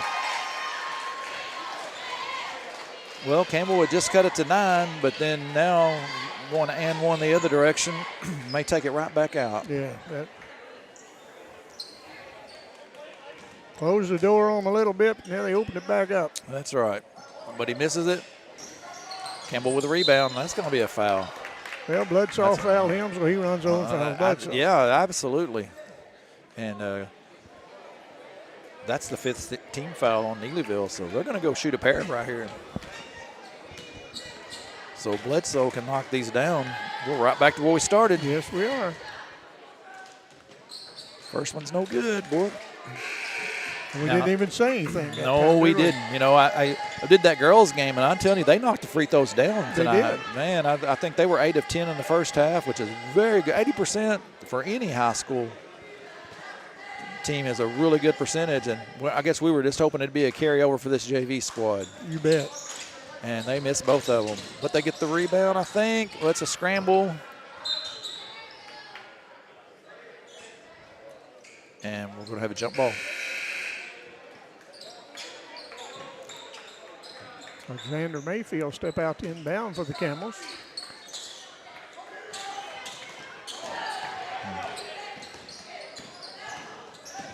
Belcher's going to go all the way. He's going to be fouled. He's going to shoot 2. I'd like to see him do more of that. He's quick. Too. Yeah. I'd like to see him take off and every time. He's went to the basket a couple of times. He went to the basket earlier and dished, and but even if he's not shooting a layup, he's going to break down the defense and kick it out. And he's got that kind of ability. He can do that.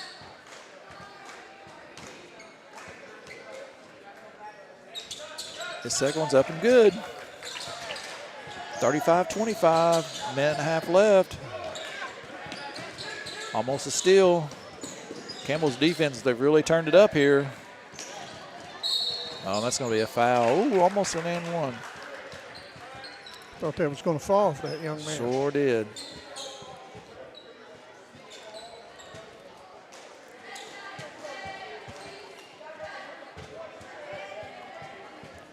That's going to be Ethan Anthony's 3rd foul. We are closing in on the end of the quarter, so that's not too awful bad. He's still got 2 more, right? Right. They always have had. That's right. And they're both good, 37-25.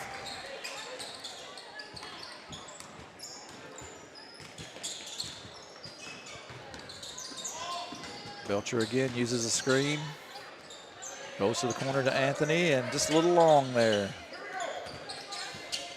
Outlet pass. Another nice pass all the way to the bucket. Just misses it. Nice rebound by Payne. Anthony into the front court. Payne lines up a 3. Looks good from here, but a little short.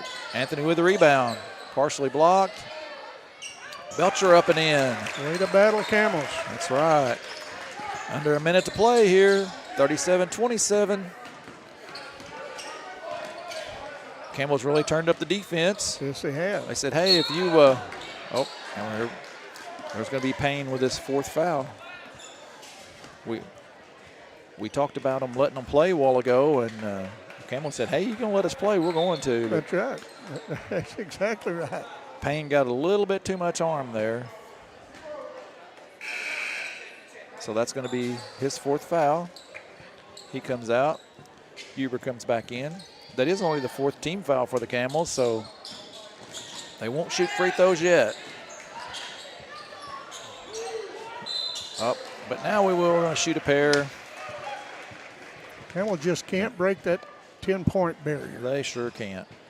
If they do, I think they can go ahead and make this thing really close. I think so, too. First free throw is no good. That was Payne's third foul of the night. He's going to stay in the contest. And Neelyville misses both of them. Here's Campbell's chance to cut it, and I think he walked. Yeah, got a little bit of a hurry. Sure did. He said, Coach, this is the NBA. I get 2 steps there. But yeah, that's true.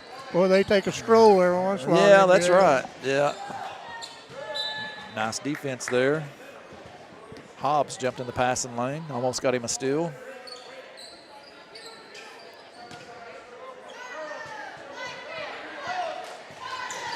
.14 seconds to play. A 3 by the Tigers is no good. 54 gets the rebound. He's going to go up.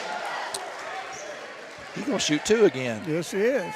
He missed both of them last time. We'll see if he vindicates himself and is able to knock these down this time. Plenty of time for the Camels to get a last-second shot, though. 8.3 seconds to go. He puts the arch on that free throw. He does put the arch on it, sure. That's Jackson Gimbel for the Tigers. Here's the second one. And didn't hit the rim, so we're going to have a dead ball here. That'll give the Camels a running start here at this. Let's hope. 8.3 left. Let's see if they can get a shot off. Into Belcher. Belcher up the floor, and they do get it. Oh, almost. Thought they had the shot there. That's going to be the end of our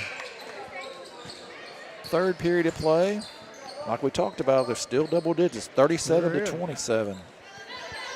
Well, we'll see how this 4th quarter comes out. Camel break that. Maybe they can break that 10-point barrier. Absolutely, yeah. And see what's going on. Some other games going on in the area. Twin Rivers is at Malden. Southland's at Cooter. And Kennett plays Charleston over at the SEMO Conference. Yeah, I watched Kennett and Dexter play last night. That was a really good game. Of course, then I watched Charleston and Cape play. And, Charleston played Cape right down to the to the end. So at Charleston time district roll around, they'll have a lot of things ironed out. I think so. And with them dropping to Class 2, and of course, when I was watching them play last night, I thought, man, that they're going to give people some problems. Yes. They sure are. And that's a pretty good district up there. I guess that's District 3 when they got Bernie in that thing. Bernie's no joke. Yeah, they're a little young, and, but. And then we got Puxico in there. Puxico's a really good absolutely. Team. Puxico, everybody back from last year, a team that was just one possession away from going to the Final Four, as South Bend was able to pull off a miracle shot, I guess. But you are right. Well, we're back to live action here. Looks like, well, there we go. Right off the bat. We'd like to see that go Campbell's way and cut that to 7, but instead a 13-point lead, 40-37. Just underway here.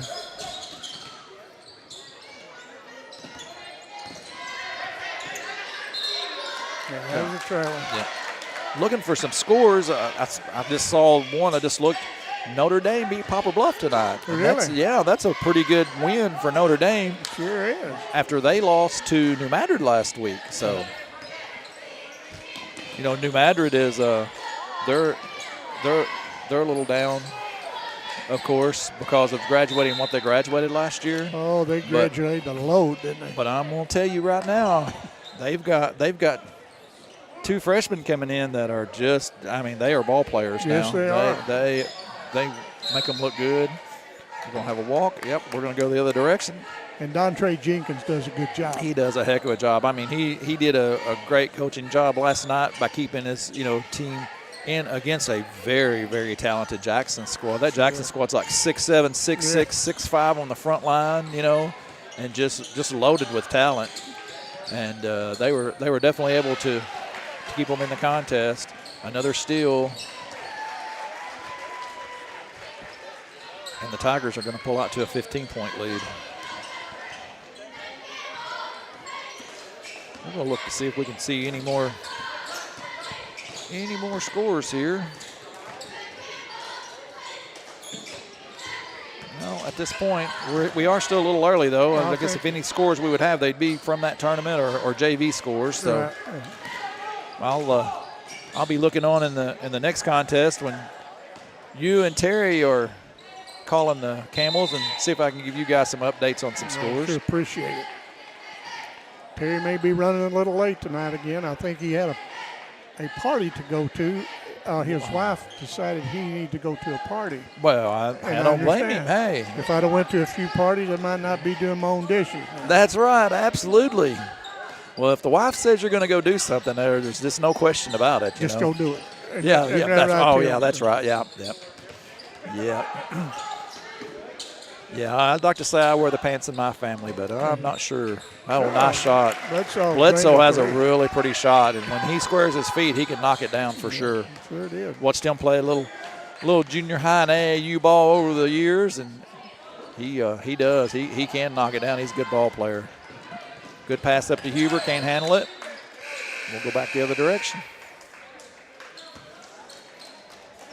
Well, man, I had another celebrity of sorts come over and just hit me on the leg. We got old Eugene Powers in the house tonight.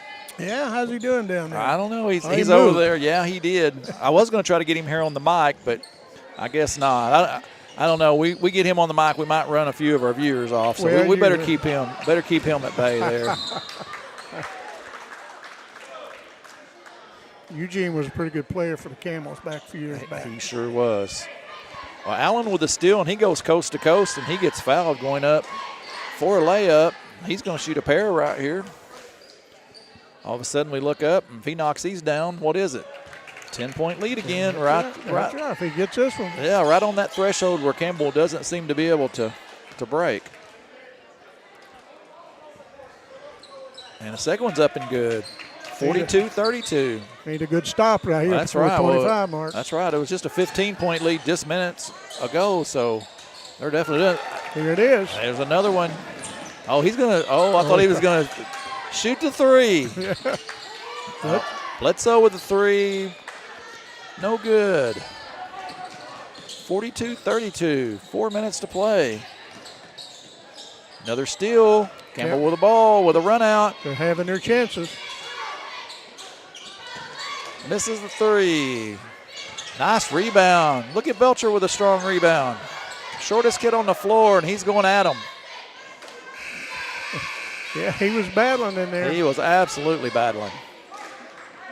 A guy that probably head and shoulders taller than he was, but he was battling him. Well, that's right. 5 out, 5 in again for the Tigers. That sure makes them fresh when they can do that. Oh, you bet. Almost a 5-second count there. It was close. Luckily, they got it inbounds off the Tigers. It'll stay with the Camels. Got a good feeling about this possession. We're fixing to. I think so. We're fixing to be in single digits for the first time since I guess since the first half, really. Yeah.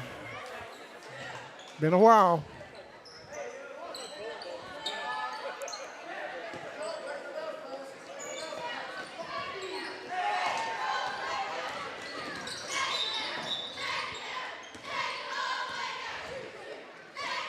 Got to stop and play here.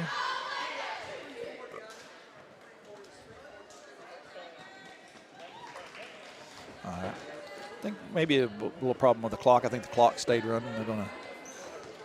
There we go. Back up to 3:40 on the clock. Kerry Horton down there running the clock. We may have to get on him and say, hey, man, you cost another Camel some time here. That's right. And That's going to be a foul. Here we have our opportunity. Team foul number 2. No, I guess we don't, do we? No, this team foul number 2. That was the last quarter, Tommy. I forget about this. Yeah, that's right. Well, it used to be, hey, 17 fouls is 1-1 the rest, you know. Right. But now with the new rule, 5 team fouls, you shoot 2, no 1-1. Campbell's definitely making it hard. I'm sorry, Neelyville's making it hard for Campbell to get in, and they turn it over. But they missed the layup.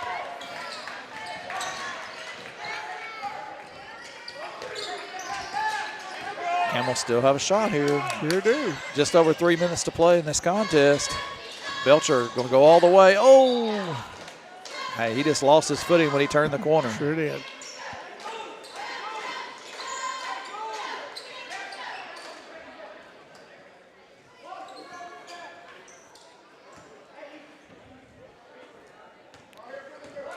The Camels get a good stop here. We need it. 2-2-1 press here, kind of a half-court type one, and guess what? They get the turnover. Sometimes you don't have to steal the ball or get your hand. You just speed players up, and when you speed players up, they make mistakes. And that's exactly what happened there. Got to get it down the court. Here we go. That's right. 3 minutes to play. Belcher spins out front, over to Huber.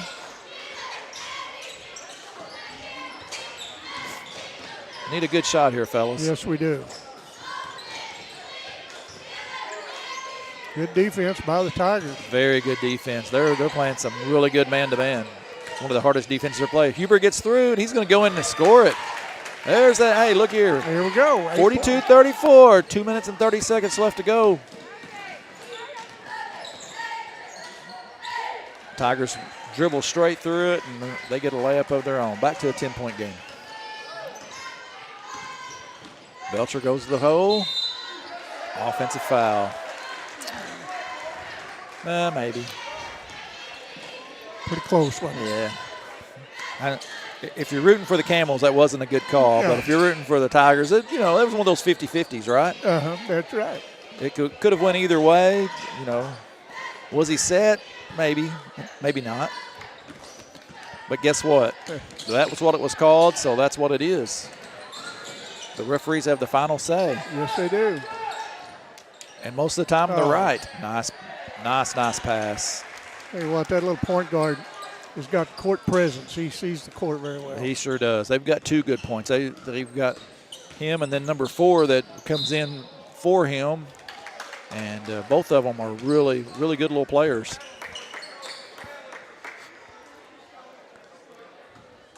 Wonder if they ever play at the same time. Well, I don't know. That'd be a handful. Yeah, well, I think they could. They've running 10. If they take the best 2 or 3 off one, the best 2 or 3 on the other, I bet they'd be pretty salty. That's right. But once again, JV basketball is about learning, and this coach does a good job. He does. And this group's just going to continue to get better. Yeah, Neelyville year in, year out, they always have a good program. They're going to be well coached. They're going to take care of the basketball. And I'm going to tell you, they're going to shoot the basketball well, too. Yes, they are. Same could probably be said about Campbell, though. They're going to be fundamental. They're going to shoot the ball well, Coach Fowler's definitely built a good program here. Yes, he has.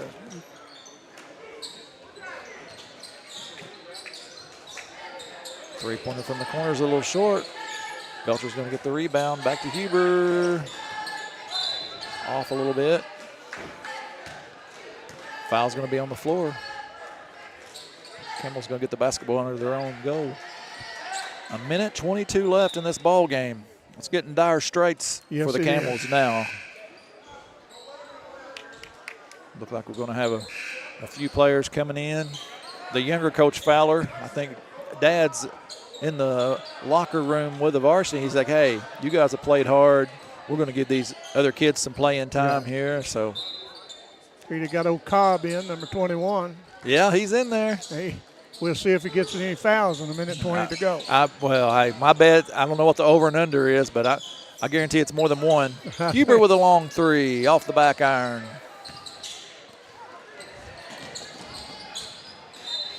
And there's going to be an and one there. If it wasn't already sealed, that right there might do it. I think that could be. It's going to be tough to handle with That's minute right. 5. 14-point lead. If he can convert on this conventional three-point play, and he does. 49-34, just over a minute to play here.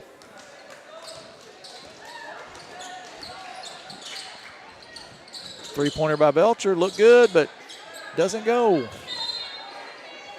Stay with the Camels. Well, one thing about junior varsity basketball is, at the end of the day, records really don't count. Yeah, There's nothing that shows. I mean, there's no postseason awards or anything like that, that you get for JV basketball. It is about learning and playing time and minutes, and the Camels have definitely got some young talent. That's good. Oh, there's our first foul. Number 21. He will get the foul. I got faith in Cobb. You think he'll get 2, or is that just the one? We got 50 seconds. Yeah, he can know. He might. Yeah. Look at Cobb. He's jockeying for position down there. Well, that's right. I bet his player doesn't get an easy bucket. Well, you won't bet about that. I think that's right.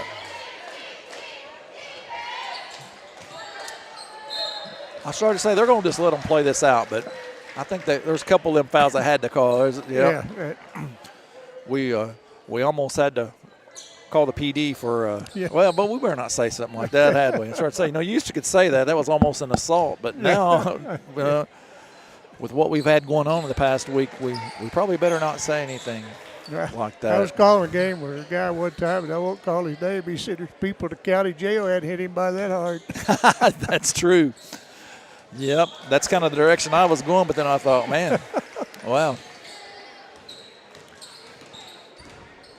Yeah, I saw my old buddy Josh White. I don't know if you see his Facebook post, but he always has something to say, and I think he had something along the same line. Where do you said something about maybe the Boot Hill Conference tournament was going to be played at the Dunklin County Jail this year, or something along that line. So we do that, guys. Just joking, Sure. We know we hate about the incident, but You betcha we it did happen, and we're gonna get through it. And like I said, we're gonna get back to playing basketball before too long. 51-34 is our final score, as the Camels do fall to a talented Neelyville group. And hey, we've got 10 minutes from now, we're going to start a varsity contest, right. aren't we? And, if you could look at this tape that we will have, and it'll probably be off, but then now, and look, and when they play 2 years from now, that's Absolutely, yep.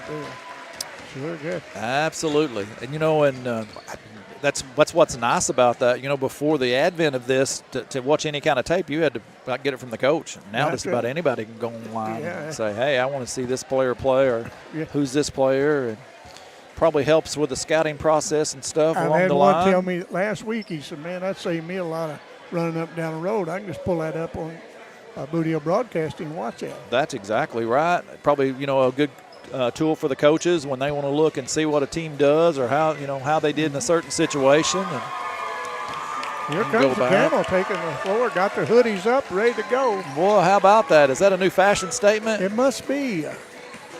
But anyway, Tim, I always appreciate you. No problem. And give you a call today at a very short warning, and right here, and we certainly appreciate it. Man, from here on out, we got a lot of basketball left. Sounds good. Just we'll be back at you. Hopefully, Terry will get here in time to help you out. And if he don't, I may come back and try to add a little color in the next ball game. It depends on how good his party is, I guess. Well, you got a point there. All right. Well, Tim, thanks a lot, my friend. All right, Tommy. We'll see you later. All right. We'll be back. We'll be back in about 5 minutes to start of this game. 8 minutes before the start. We'll be right back.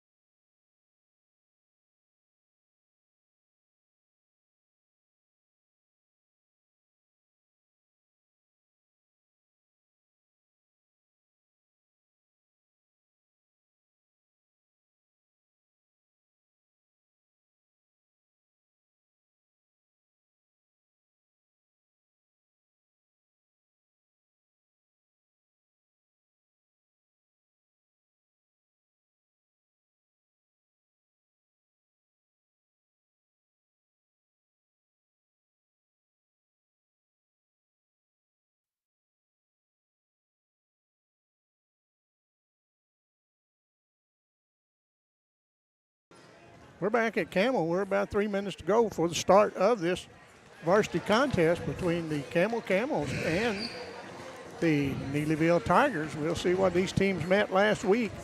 And Neelyville tied it up, and it went into overtime, and Campbell pulled it out at the last. But Siebert really kind of took over at the last and kind of give Campbell the win so they could advance.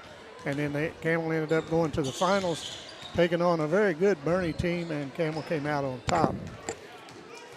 Camera lady is on her way up here. We'll see how it's going to go, and everything seems to be ready to go. And Hunter Swafford is going to be helping me tonight. He's going to keep the book, and we'll see how this goes. And Campbell comes in the game 3-1, and I'm really not sure about the Neelyville team.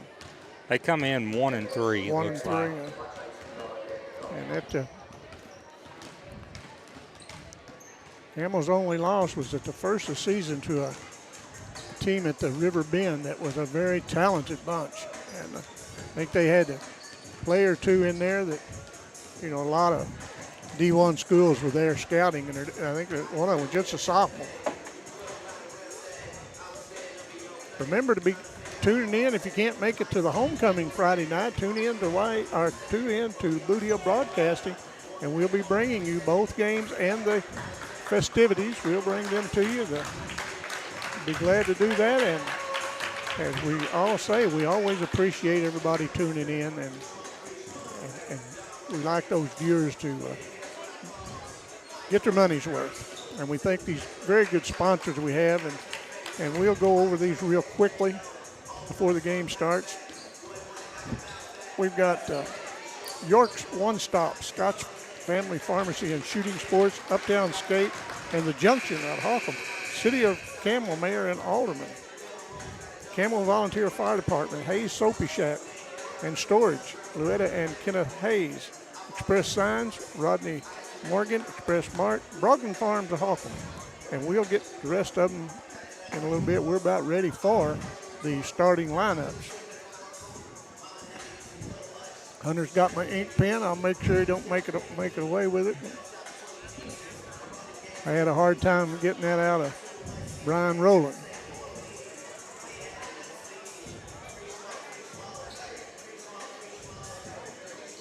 Well, the clock is set at 8 minutes. We're about ready to toss this thing up and go. We'll see what's going to happen here. Here goes the starting lineup. Hunter will have those.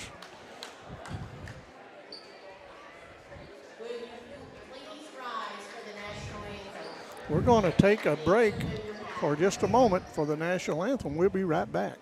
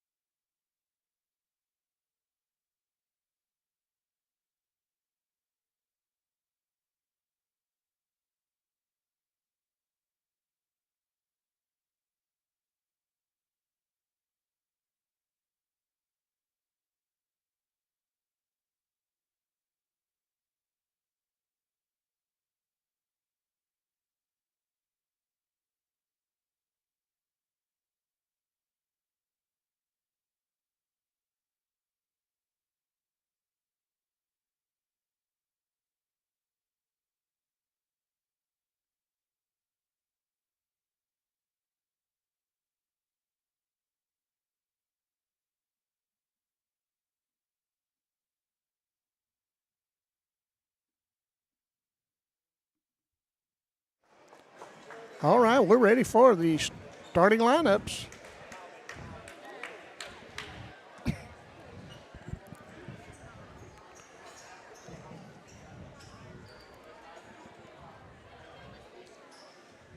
Sarda and Johnson's two of the officials. Don't remember the other guy's name. Both of them, three of them do a very good job. First, we're going to have the starting lineups for the Neelyville Tigers.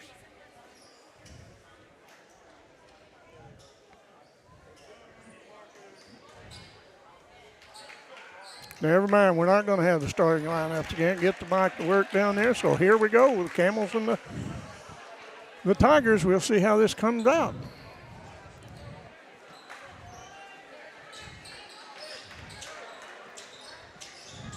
Looks like Camels got Fowler, Ben Rowland, Siebert, Mayberry, and number 0, Leighton Kellum. This Mayberry kid can get in the air.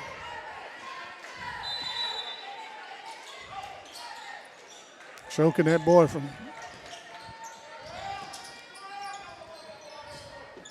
All right, they're going to pass it around out front. Campbell, it's like in a man-to-man.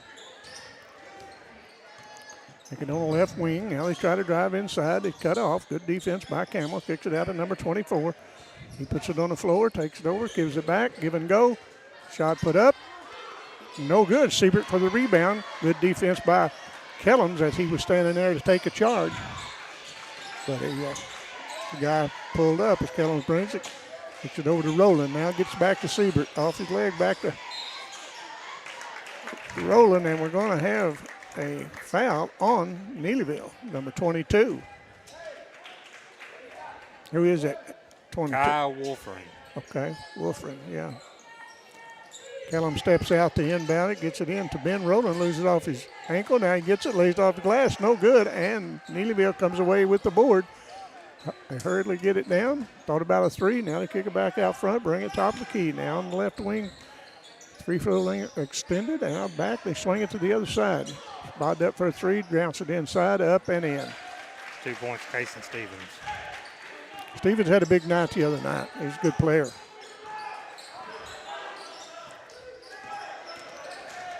Siebert drives, he's cut off, kicks it to Rowland. Rowland backs it out, gives it over to Fowler. Fowler puts it on the floor, drives the lane, stops, up and in. We're tied at 2, just underway here in Camel. 2 very good teams. District teams. Both these teams are in the Class 2, District 1, as Fowler lines up for a three. Off, no good, rebound by the Tigers, and they go the other way. They bring it top of the key. They drive the lane inside the paint. Cut off. Good defense by Kellums. They'd like to get a three. They'd like to get a three off. These Camels are closing on pretty quick, and they create a turnover. Good defense by Ben Rowland.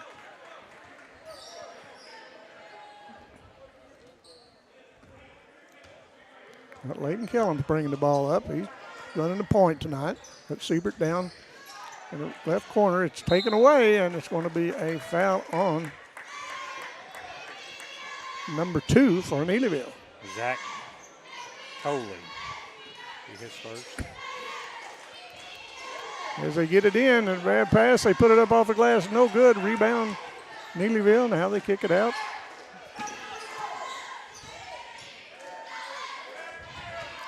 Neelyville's being a little cautious with their shots. They drive the lane, knocked away by Siebert. Now he kicks it back into Fowler. Now up to Ben Rowland. Ben stops, gives it to Mayberry. Camel sets it. Now they kick it down in the corner. Rowland has it. Now he's cut off. He's trapped down there. Going to have to get rid of it. Now he kicks it way out front to Leighton Kellums. Kellums to Siebert. Siebert puts it on the floor, gives it over to Kellums. Kellums thought about a three. Now he puts it on the floor, tries to drive, cut off by the Tigers as he drives around, puts it up, rebound by Neelyville. Good defense by the Tigers on that possession for Campbell. Neelyville has it. Ball handler guarded by Leighton Kellum. Good defense inside. Ben Rowland. He's going to try a long three, and he drained it. It's Kyle Wolfern with the three. Nice shot. 5-2 Neelyville at this point with 4:42 to go in the first quarter. Mayberry has it. I can see Mayberry take that guy to the hole because he could handle him, I'm sure. Ben Rowland lines up for a three to tie this ball game. Nice shot by Ben Rowland, the senior. Neelyville breaks the press. Get it down. Good defense. They double team the ball. And Campbell almost created a turnover. Now they get it down on the line. It's going to be a travel. Good defense by Campbell to create that travel because he was ready to lay it up. Yeah, he was. Fowler has the ball as he brings it, approaching the timeline. Now he gets it over. He's in the. Mayberry fakes his man. Mayberry drives, stops, pops, land, knocks it down. Nice shot by Caton Mayberry. Campbell takes the lead, 7-5. That trap may be causing them a little problem. Siebert got a hand on it. They take it around the other side. Now down in the corner. Looking for somebody. They've got him double teamed in there, and Fowler dealing him a fit. Blocked by, I think that was Ben Rowland. I think it was Ben Rowland. And Neelyville knocks it out of bounds. It will be Campbell's basketball to inbound under their own basket.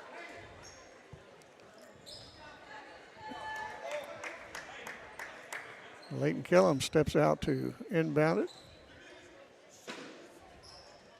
Gets it out to Mayberry. Now over to, oh, nice pass to Siebert underneath. Siebert spins, puts it up. He's going to be fouled. He'll go to the free throw line to shoot a pair. Nice pass in by Rowland to Siebert. Looks like the foul's going to be on Drew Stans in Neelyville, his first.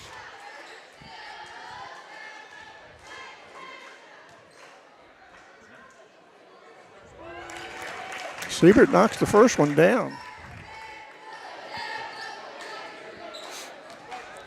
Siebert's a good free throw shooter. And got them both. Thought I jinxed him. Yeah, I thought you did too.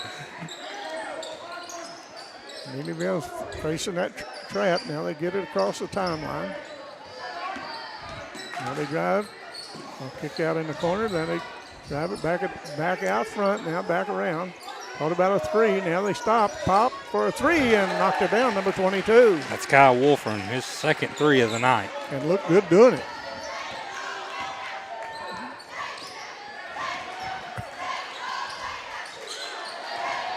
Ball taken away by the Tigers, and quickly back was Mayberry and Siebert. It's a little floater up. Got it. Cason Stevens, 2 points. They're all tied at 9 at 2:20 to go in the first quarter. They've got him trapped, but he gets out of it, gets it to Siebert. Siebert lines up for a shot, got it, knocked it down. Siebert gives it 11-9 Campbell.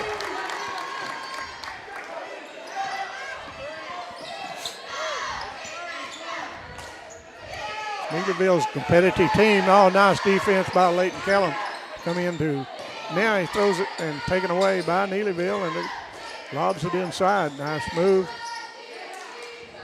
Now they kick it out for a three, no good, and Ben Rowland knocks it down for the Camels. And here comes the Camels. Mayberry launches a three, and that thing done everything but go in. Yeah. Rattled around and bounced out, and Tigers turn it over to the Camels. Good defense by Camel. 11-9 with 1:35 to go in the first quarter. Coming out will be Drew Fowler. In the ball game will be Wyatt Jansen.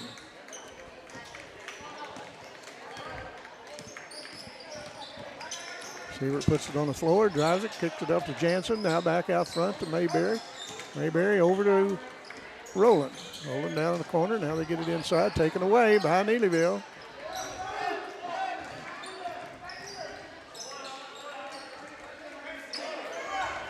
Campbell with a 3-point lead with 1:09 to go in the first quarter. Nice drive, shot put up, floater, good.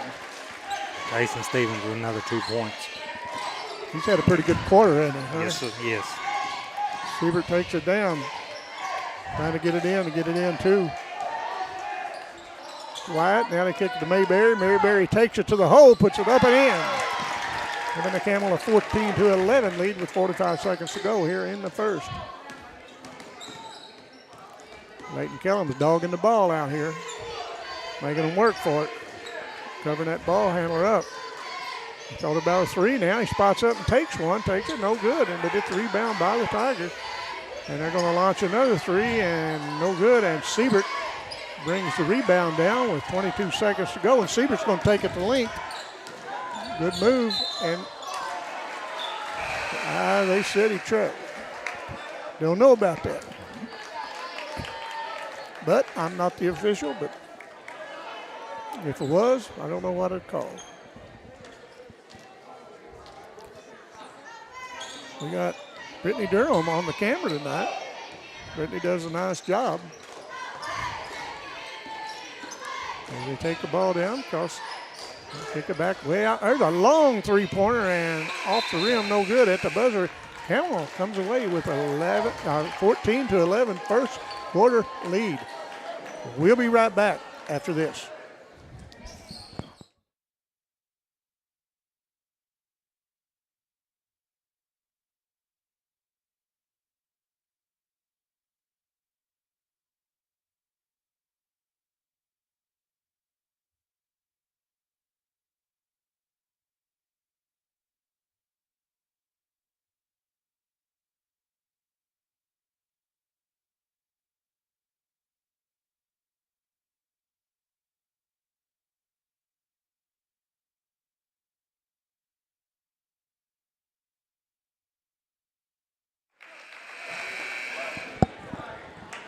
Well, we're back for our second quarter action.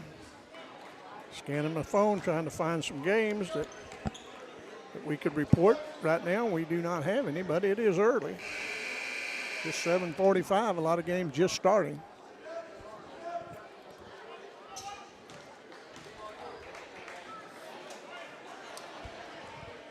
Campbell comes out with Wyatt Jansen, Mayberry, Rowland, Fowler, and Siebert. Given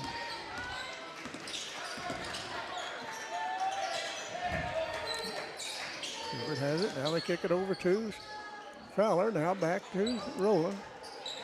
Kick it inside to the big man, and he lost the handle of it and it went out of bounds.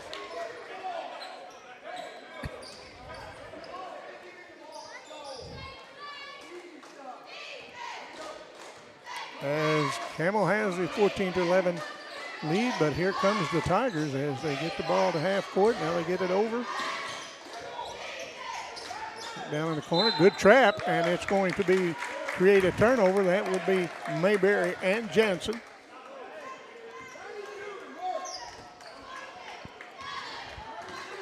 Siebert's running the point for the Camels, does a very good job, gets across the half line. Now they got him trapped over to Ben Rowland. Ben has it on the left wing, brings it to the top of the key. Three-pointer put up by Fowler, and he drains it. 17-11. Camel takes 6-point lead.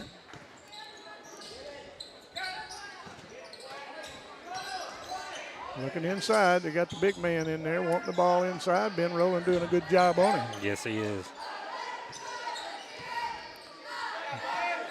Good defense by Campbell. Now they get it over, and Jansen jumps out, takes the ball handler. And back it out between the circles. Neelyville looking over to coach. He's calling out a play.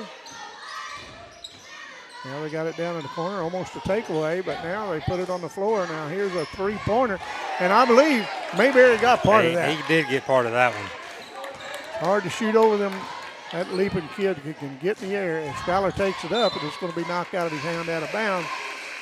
Leighton Kellum's back in the ball game. Coming out will be Mayberry after that nice block. He needs a break. 6:23 to go in this half. 17-11. The Campbell Camels. Again, Rowland has it, gets it over to Jansen. Jansen puts it on the floor, kicks it to Kellum. Now knocked out of bounds, and I don't know if it's like they just anticipated that pass. Nice drive, shot put up, no good. How to get the rebound up and in by the Tigers. Jason Stevens with another 2 points. He's got several, hasn't he? He's got 8. 8 already. Like 2 being in double figures, he may get that before halftime at 5:50 to go in the half. Siebert has it on the right block down there. Gives it into Jansen. Going to call a charge on Jansen. Don't know about that. I don't know about that one.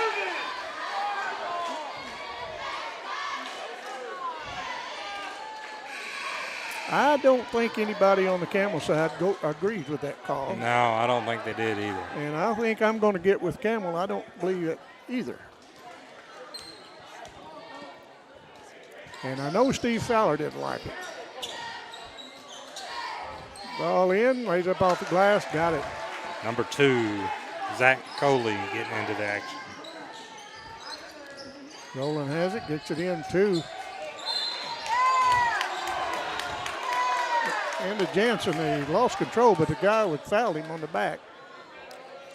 And the Neelyville coach did not agree with that call. And he's pointing.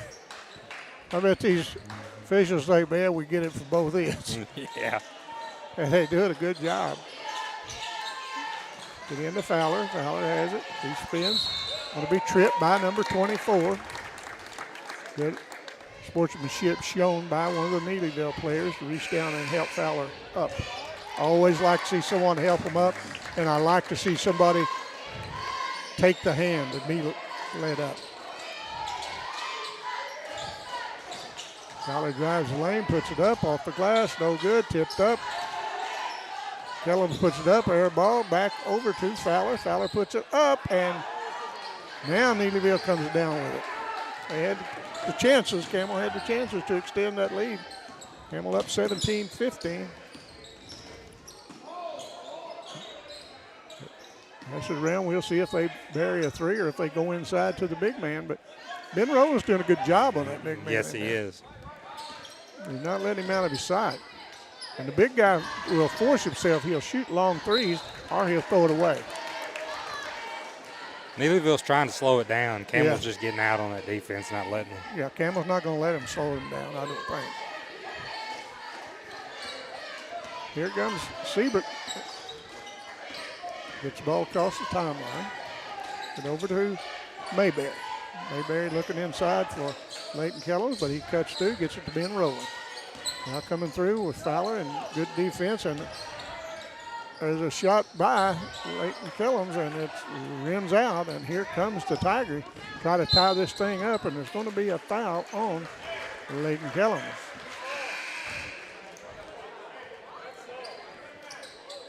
That is his first foul.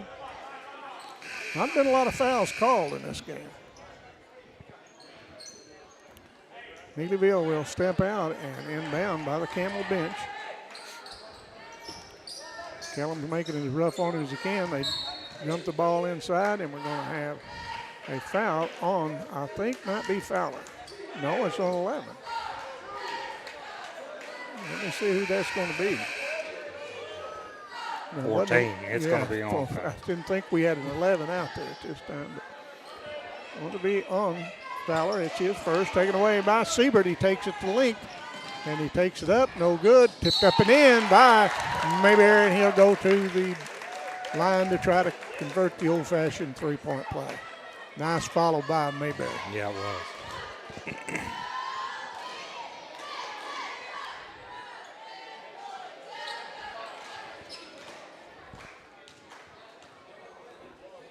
Mayberry eyes it, and he rolls out. Here comes the Tigers, trailing by 4. With approaching 4 minutes to go in the half. This Tiger group, they're not shy to put up that 3. There's a good drive, knocked out of his hand, a ball on the floor. Ben Rowland, good hustle by Ben, and he gets it, and here comes Siebert, lines up for a 3 off no good. Oh, gonna have a push. Very, very important. Blind man could have saw that, and he did catch him.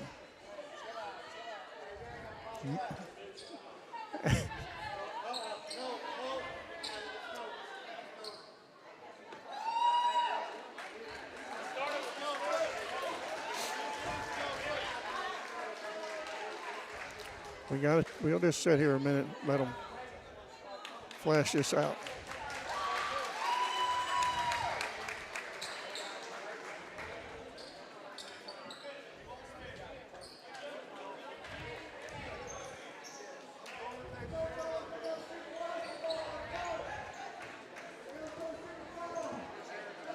Well, we'll wait till the other official gets in here. Not that he's going to be much help, but they get the ball in, knocked out of bounds by the Tigers.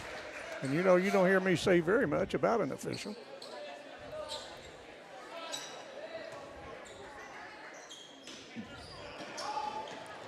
Siebert gets it, puts it up off the glass, no good. How to get the rebound is Neelyville, and it's going to be a foul on Siebert.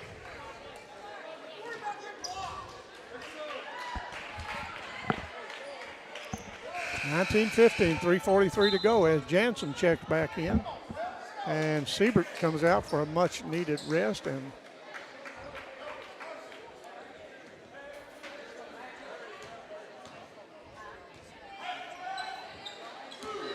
And here we go.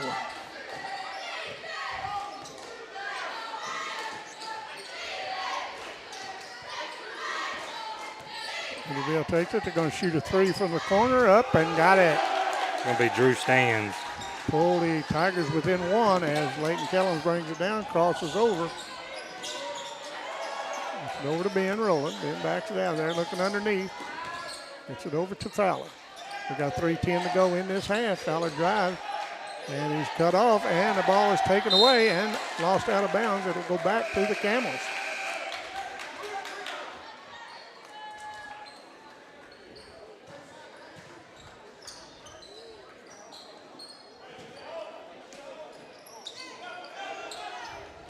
Kellums has it. He's going to be fouled.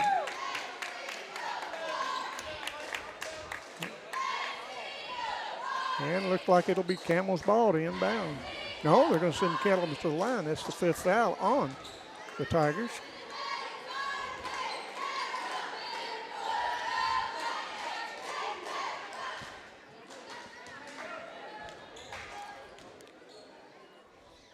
Kellums free throw up, no good. Has Kellums scored any tonight? Or He has not.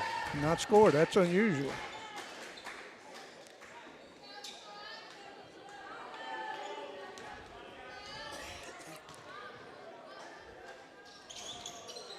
Oh, missed both free throws.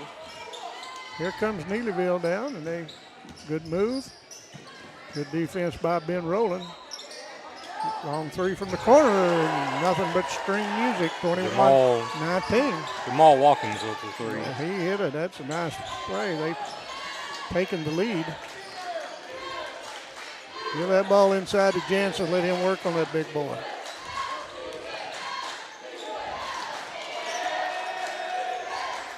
Jansen gives it over to Mayberry. Mayberry looks inside. Now kicks it back to Kellums. 2:25 to go in the half. There's Leighton Kellums on the board, tying this ball game at 21. This game's what we thought it was going to be.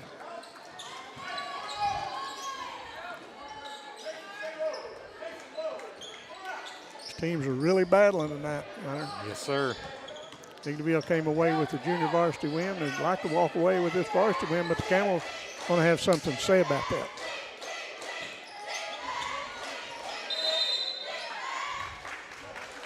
And I think we're going to have a timeout in Neelyville, so we'll take a timeout with them. We'll be right back.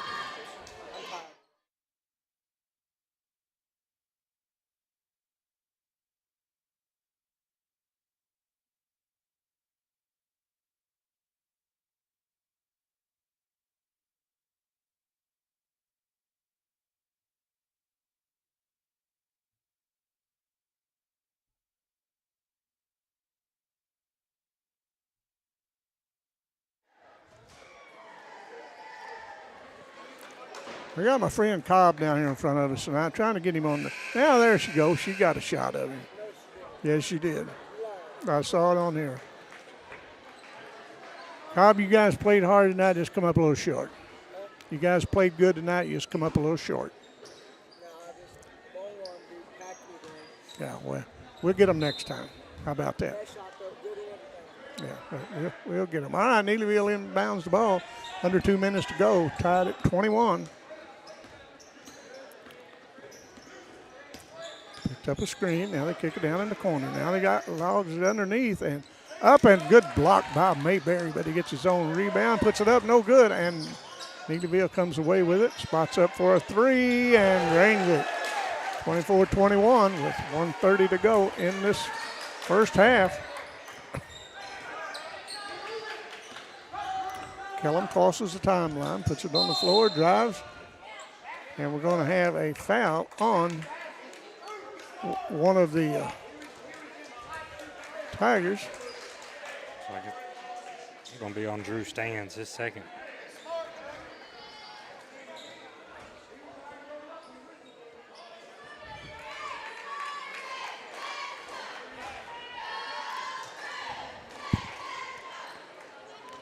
As Drew Fowler goes to free throw line, shot up and no good. So drain this one, that'll pull the Camels within 2.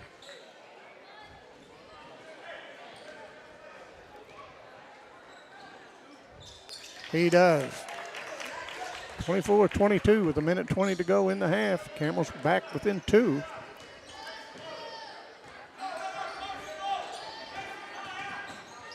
Good defense by Kellums, and I thought he had a steal there for a second, but he didn't. And comes back to the Tigers. Bounce it inside back on the floor. And I think we're going to have is that a travel? There's a travel. I thought yeah. it was. Looked like it from here. Good call by E.J. Craig Johnson.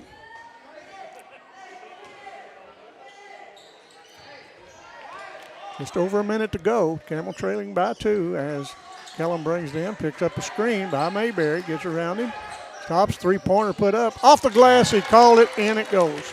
I know he called that one. Yeah, I know he called that too. Kellum will tell us he called that one.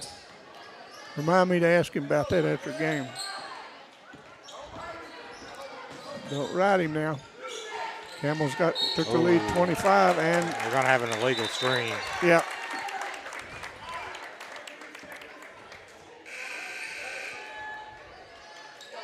As Siebert comes in and Ben rolling out, Ben needs a blow. He's played this whole first half. Yes, he has.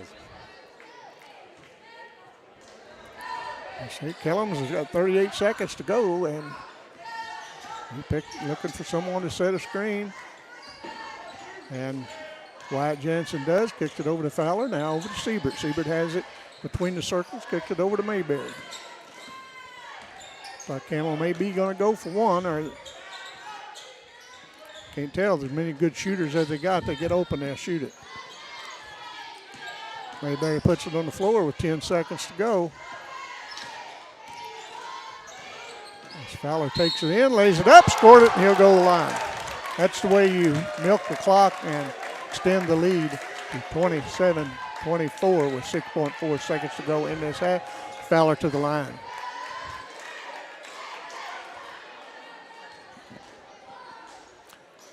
Fowler's free throw no good, and they still got time to get down. They've got 3 seconds. They cross the timeline, and he's going to take it in, put it up, no good. That's the way the half win, 27-24.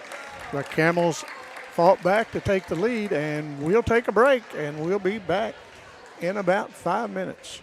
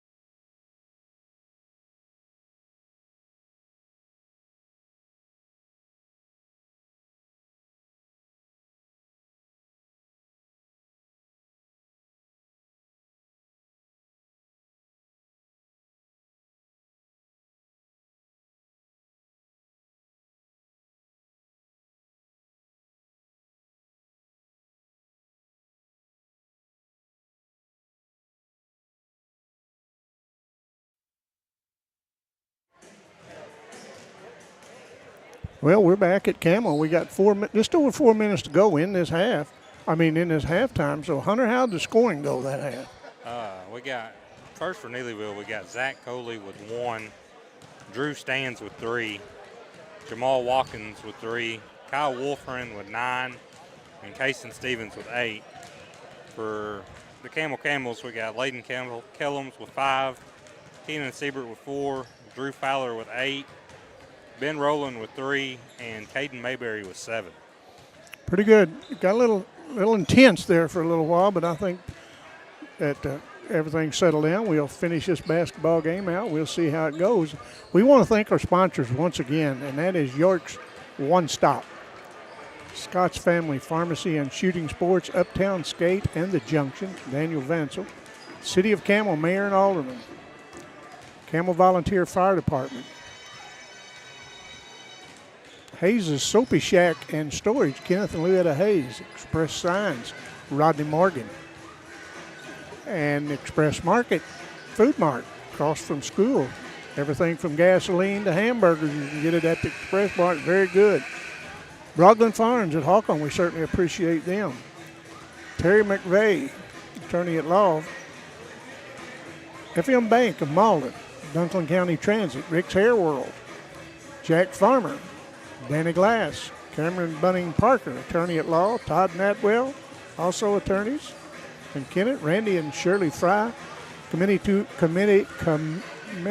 elect Rod Deal Mayor, and Phil and Judy Sandy. We certainly appreciate you all. And don't forget now, Friday night's homecoming here in Campbell, where we will be here to broadcast that when the Malden Green Waves come over, and we will have the homecoming festivities. We will be filming that, and then we'll be ready for some good basketball. I think I'm not sure. I have to check with someone. We'll have it on somebody will have it on their page whether they're going to have the festivities before the games or what. Normally, I think they do. Yeah, I think you're right. And we'll see. So the game's scheduled to 6, so they'll probably start that around 5:30. I don't know. We'll let you know when we find out. We're just over a minute to go to start this second half. Camels fought back to take that lead. We're down by 3 or 4, and then they fought back and to take a 27-24 lead. And we want to thank Tim Gage and Elisa Schatz for calling the first game. They did a wonderful job with the Lady Camels. Very big win over Caruthersville. And then Tim called the game, and I was sitting up here with him. He does the majority of the work, does a fine job with a good junior varsity game, which the Camels came up a little short. But we're about ready to go. We're at 1 minute. The officials got a little stirred up that first half. And I think their official score down there got a little stirred up. He got a little stirred up. Yeah. And one thing you don't do, you don't get in the way of a mother when she's talking about her son, because Miss Bayberry will get on you. And we're about ready for our second half action as the Camels gather around Coach Fowler. And then the Tigers gather around, I think that's Coach Barton, is it? Hunter? Yeah, Brad Barton. Or Burton. Burton? Burton. All right. Not a real big crowd, but a pretty good crowd for a Tuesday night. We had a ladies' game last night, won tonight. We appreciate the ladies, how hard they work. The Camel fans are getting ready. They're ready to have the Camels get back out there and extend this lead, and let's put this thing away. And Camel got some good cheerleaders over there doing a little dance. I love to see them do that. They do a nice job. Cheryl Umphris is the sponsor, cheer coach, I guess what you call it. As the Tigers start with the ball as they inbound it, and ball handler's picked up by Caden Mayberry. Good defense by Mayberry. Picks up a screen, now back underneath, and we're going to have a hold on one of the. Looks like it's going to be Mayberry. They got Mayberry for a hold. How many is that? Just his first Just one? his That's first. great. He got in early foul trouble the other night. Still come back out and played a nice game. Yes, he did. They inbound the ball, bring it top of the key between the circles. Good defense by Fowler.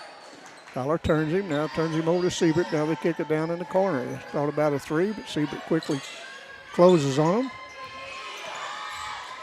Good defense by the Camels.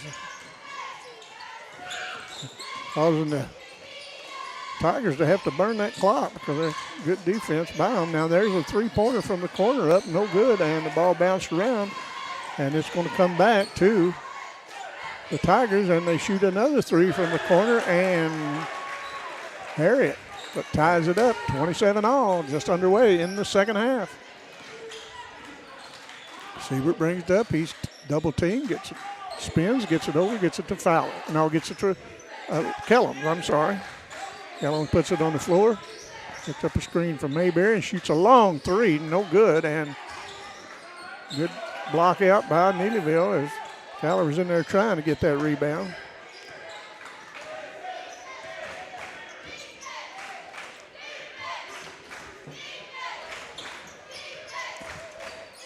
Neelyville thought about a three at top of the key, but Siebert cut him off. Now they look underneath. Swing it around, bring it down, on now back, top of the circle. Good defense by the Camels. They hold them out there, not giving them anything.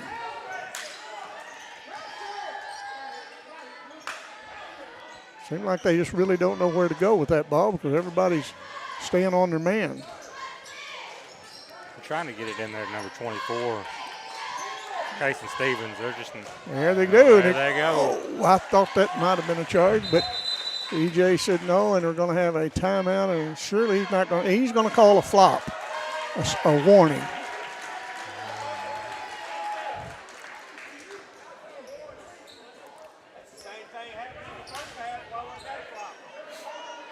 To me, it looked like it could have went either way. Yeah, I thought there was a little contact there, but as Campbell gets the ball down, Siebert lines up for a three, no good, and Ben Rowland rebound, lays it up left-handed to tie this ball game at 29.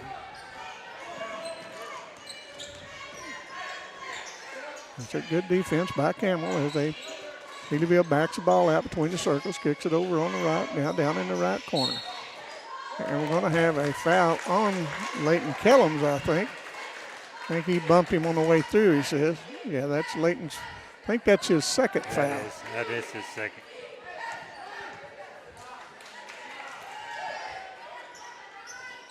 Neelyville inbounds it. Now they kick it inside, taken away by Campbell. And here comes Fowler. Now they kick it over to Siebert. Siebert takes it to the hole, lays it up, scores it.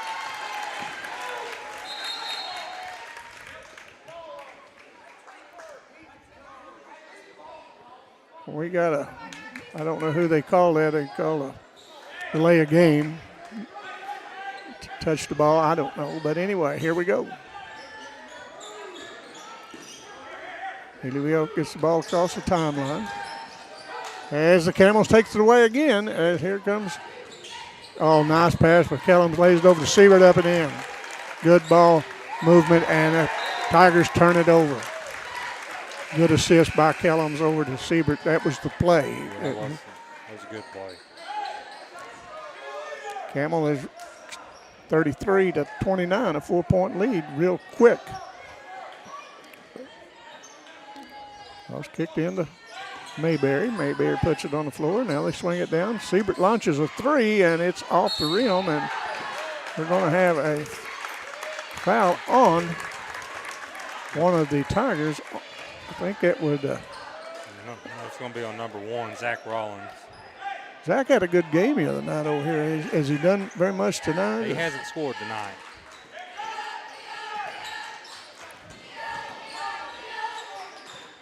Get the ball to Siebert. And they kick it into Ben Rowland. Ben Rowland now gives it to Mayberry. Mayberry backs it out of there, kicks it over to Leighton Kellums. Kellums puts it on the floor, drives the hole, lays it up, and scores it. Good drive by Kellums. There's a good drive, kicks it down in the corner. Thought about a three, but then they bring it out to the big man. He launches a long three and off, no good, and the ball's going to go off of Mayberry, out of bounds. It'll stay with the Tigers. Someone asked us if we heard anything what's going on over at Risco. Risco has an Orange over there tonight. It might be a pretty good game going over there. There's a three-pointer from the corner. It's going to be Kyle Wolfering. He's had, what, one or two of those tonight? That's his third three of the night. 35-32. The Camels still up by three as Siebert has the ball, kicks it over to Fowler. Fowler puts it on the floor, drives, lays it up, no good. Coming away with it is the Tigers as they get it across timeline. Good defense to cut him off, Mayberry. Gonna have a travel. Good call, EJ. 3:44 to go in the third quarter. Camel up by three, 35-32. This has been a good ball game.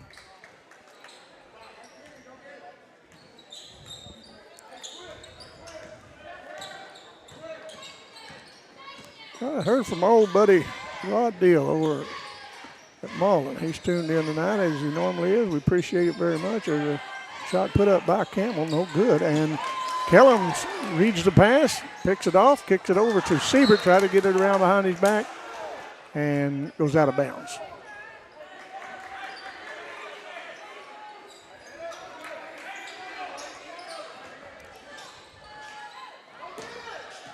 Tigers gets it across the timeline and give it back to him. Lay up, no good. Kellums with the board.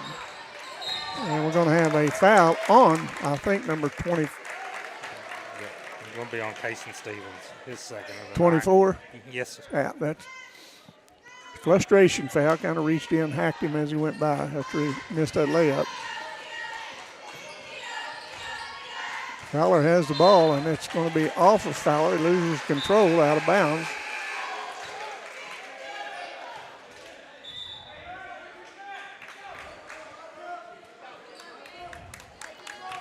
Ben Rowland comes out, and we got Wyatt Jansen in. Ben's played a good game.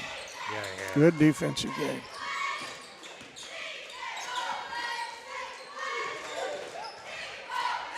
Campbell trying to protect that three-point lead as the Tigers throw it away. Good defense by Drew Fowler right there.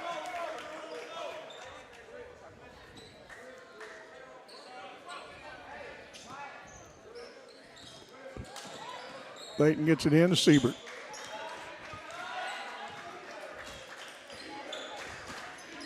Siebert gets it across the timeline. He's guarded closely. Looked like it might have been a bump, maybe not. Fowler wanted to shoot a three, but they covered him up pretty quick. Siebert faked a three, puts it on the glass, lays it up, no good. Jensen has it high to get the rebound as Mayberry puts it up, no good. Thought Jensen might have accidentally turned and put that thing up, but he shot it back out for a three-pointer. Ben Rowland's up to come back in.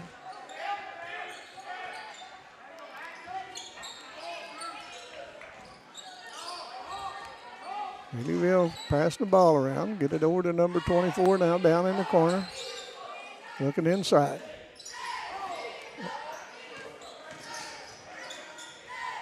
Neelyville playing pretty passive right now. Oh, nice layup over his right shoulder with his left hand up, pulls him within one, 35-34. Campbell as Siebert brings it up. Looks like Ben Rowland's down, ready to check back in as Fowler launches a three and knocks the bottom out of it. Give him a little space and he'll bury it. He will bury it. I believe we're going to have a travel on the Tigers, turn it back to the Camels as they've extended the lead by 4, 38-34 with 1:26 to go in the third. Ben Rowland checks in, and he checks in for Drew Fowler. Mayberry thought it was for him, but it wasn't. Mayberry's back on the court as Siebert brings it across. And then Siebert over to Mayberry, looks inside. Gets it over, and now they got Wyatt Jansen. Campbell moving the ball around. Leighton Kellum has it. Campbell's looking for a good shot as Kellum brings it down, and no look pass that went out of bounds. It looks like Fowler's going to come back in, and Leighton Kellum is going to come out.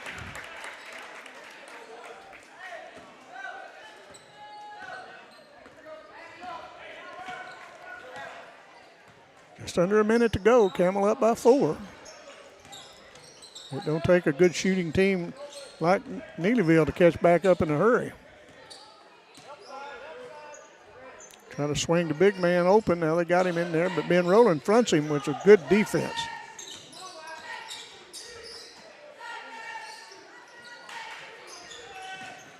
Camels had the ball trapped. They thought might be going to get a 5-second call, but they didn't. There's a kick back out around the 20 seconds to go in the third. Like Neelyville may be going to try to make this a good possession and score at the buzzer maybe. Trailing by 4 with 12 seconds to go, now down to 10. And he drives and I thought it was going to be a travel, but they're going to say bumped him.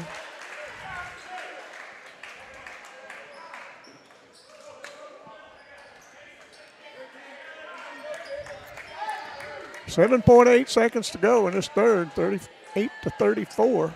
Campbell as they get the ball in. They thought about a 3. Now it's down to, now he shoots a little jump shot, no good. And Wyatt Jansen comes down with the board and to get it to Siebert. Siebert launches a 3-pointer, a half court, no good, 38-34 at the end of the third.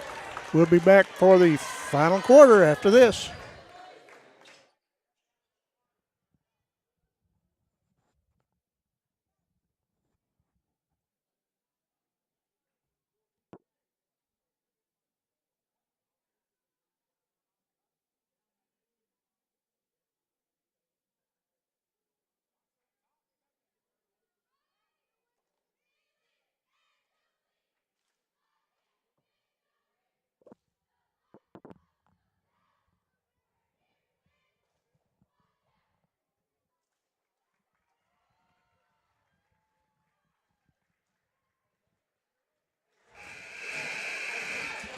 Good job by the CHS cheerleaders. Well, Hunter, we're going to have a rough fourth quarter here. These teams, I think, is going to really go at each other. Yeah, it's a little chippy in that third quarter, and they're all going to leave it out on the line this fourth quarter. I think you're right. Looks like we're going to start with Ben Rowland, Fowler, Siebert, Mayberry, and Wyatt Jansen.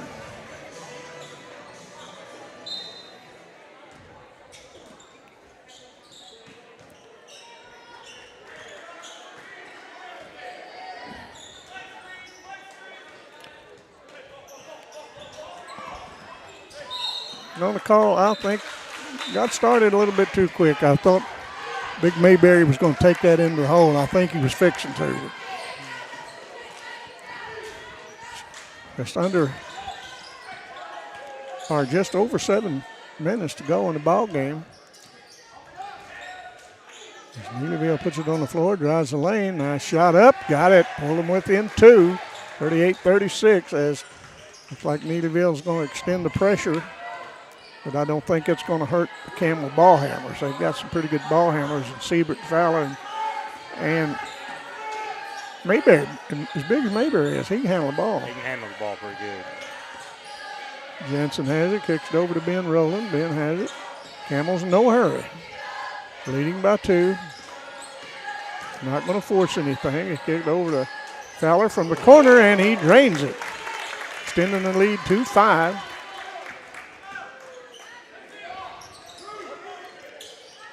41-36. Oh, nice drive. Now they kick it out in the corner. Thought about a 3 and puts it on the floor. Good defense by Campbell. Knocked out of bounds by Mayberry. Good defense by Mayberry.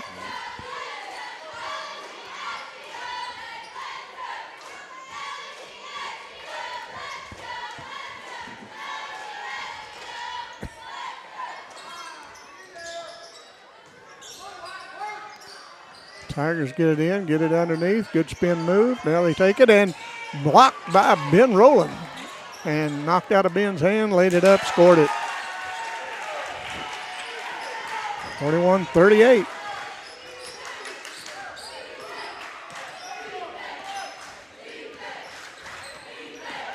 Good defense by Neelyville as they kick it down the corner to Siebert.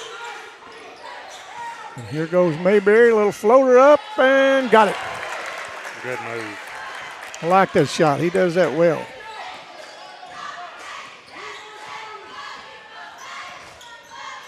(43-38). Just under 6 minutes to go in the ball game. Campbell trying to extend that winning streak to 4. Shot put up, no good. Jansen with a rebound. Is it over now? Kicked over to Fowler. Fowler puts it on the floor, fakes the man, takes it in, lays it up, no good. Rebound. Here comes the Tigers.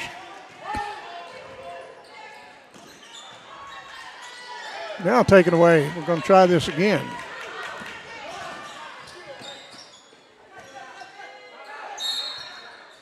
Going to have timeout Campbell. Good call by Coach Fowler to call timeout. They had Siebert trapped there, and they didn't really have anywhere to go, so good call. And it's going to be a 30-second timeout. We'll just keep it here. And don't forget now, Friday night's the Campbell homecoming. We'll find out. We'll put it on our page of what time all the festivities will start and the games.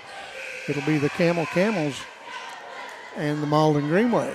We'll see how that works out. Malden's having a little bit of a rough season, but anytime Malden and Camel plays, a lot of times it turns into be a pretty good game.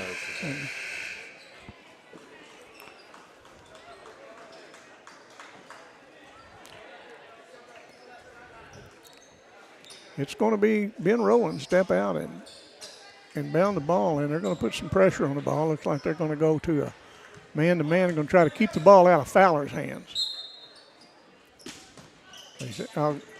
Nice screen and into Mayberry. Now they get it over to Siebert. They go to Fowler. Fowler launches a 3, in and out, no good. And here goes the Tigers trying to pull them back a little closer, pull them within 3, possibly within 2 with a 3-pointer.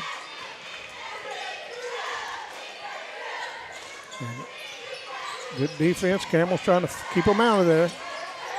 And that young man, he'll launch it from out there. He will. They cut him off. Good defense by the Wyatt Jansen.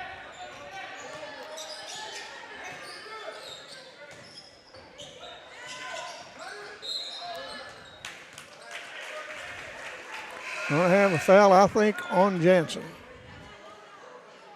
Coming out of the ball game is Siebert. Coming back in is Kellums. Kellum, good player. They're not going to keep Siebert out very long. There's a 3-pointer put up from the corner, no good. How to get the rebound is Neelyville to lay it back in there. Pulling back within 3. Casey Parker with 2 points.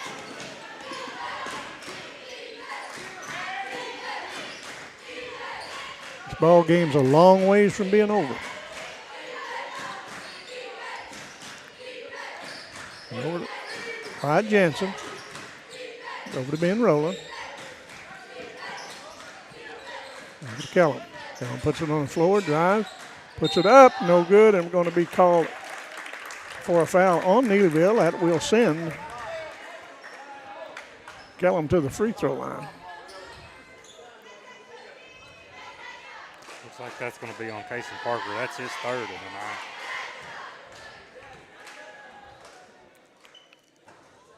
Good shot by Kellum.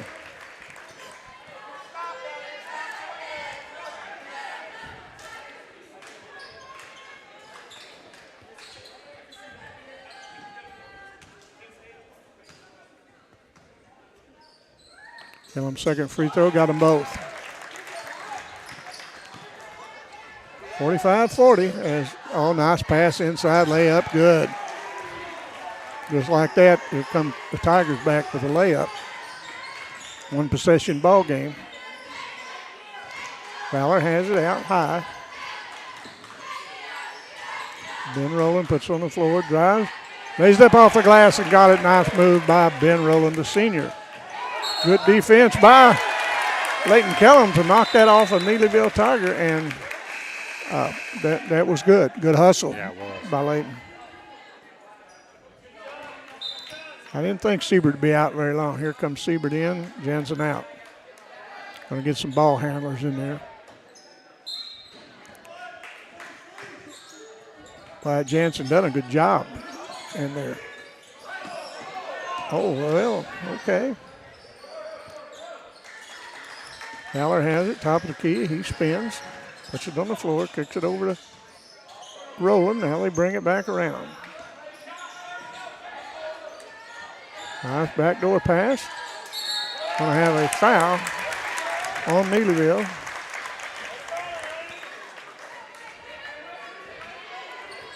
Looks like that's going to be on Kyle Wolford, his second of the night.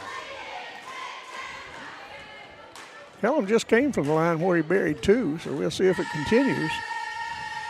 Not going to say any more about it, but there it is. 3 in a row.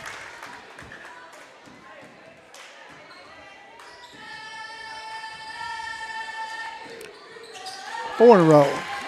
49-42, Campbell. That's probably about the biggest lead they've had tonight. Ball thrown out of bounds. It will turn over to Campbell. Good defense by the Camels. And we're going to have a full timeout. Neelyville, they want to talk about this. So we'll take a break with them. We'll be right back.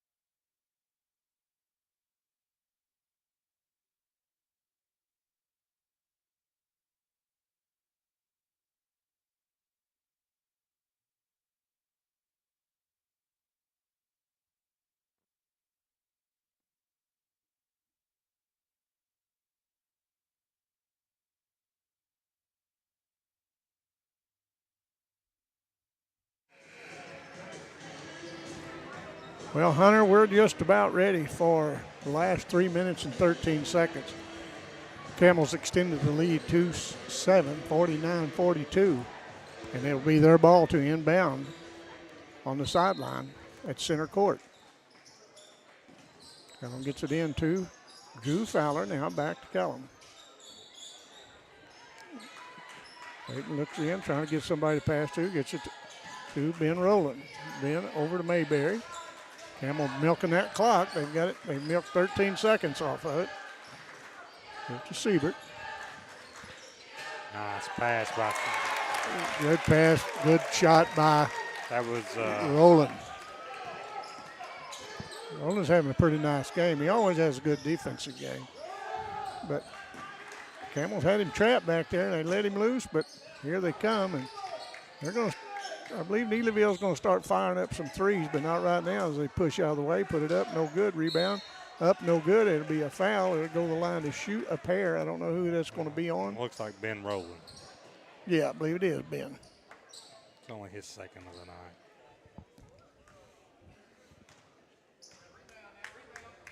You'll see how this free throw shooter does. Knocks it down.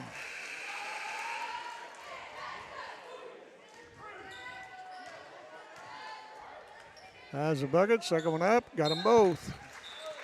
And we're going to have this number 2 coming out, number 31 coming in. They get the ball into Siebert. That's who they want it in his hands.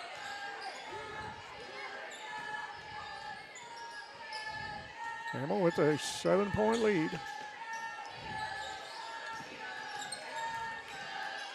Ben Rowland takes it out on the wing. Then to Kellum. Kellum puts it on the floor. Inside, nice pass to Siebert. Siebert moves the man out of there, puts it up, no good, but he's fouled. He'll go to the line. Shoot a pair, nice move by Kenan Siebert.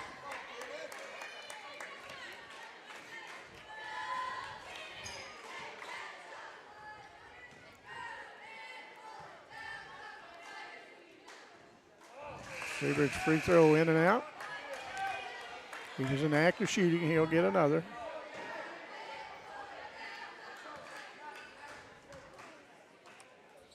Siebert's second. Got it. 8-point lead for the Camels. Just over 2 minutes to go as Neelyville brings it down. Kicks it over to the open man. All nice pass underneath. Lays it up and scores it. Mason Parker with 2 points.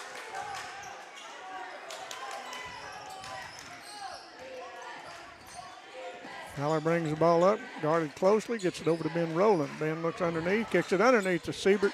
Now back out to Rowland, now spread it around to Mayberry, now Fowler. Camel milking that clock. We're down to a minute 30 to go in the ball game. A little bump out front, no call. And we're going to call timeout by Camels.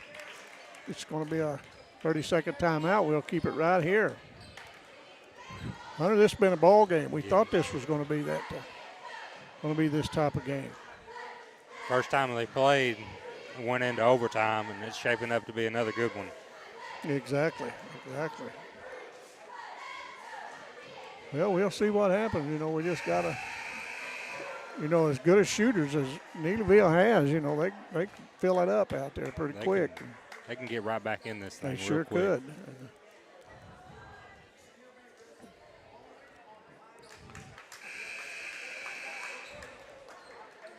Well, we don't have any scores to report to you. I wish we did, but we're sorry. But I'm sure it'll be up on the Southeast SEMO basketball after a while. Of course, as late as we got started, we're still doing pretty good for the three game. It's still just 8:39. Fowler brings the ball up. He's guarded closely, try to take it away. Fowler holds him off. Now gets it to Kellum. Minute 20 to go in the ball game. Campbell take care of the ball. Now they swing it back around to Siebert. That's who they want it in his hands, I would say.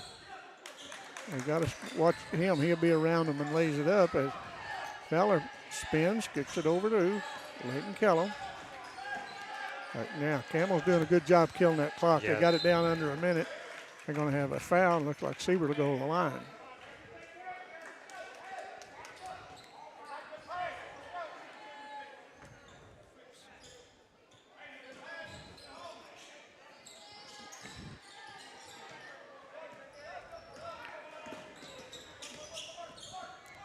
.52 seconds to go in the ball game as Fowler takes it. Top of the key. Now it's going to be a foul. They're going to try to hurry and get enough fouls so they can.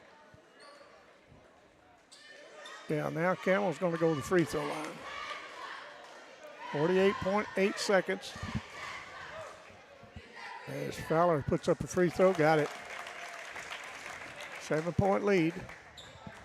Try to extend. Shot up, got them both. Way to hit the free throws late. 8-point lead by Campbell. As they take it all the way, lays it up and in as Fowler's going to be fouled in the backcourt. Looks like that's going to be on Zach Rollins, his fourth of the night. Fowler comes to the line after just burying 2 in a row, so maybe he can do that this time. And he does. First one up good. Carson Belcher coming into the game as Siebert's going to have a seat.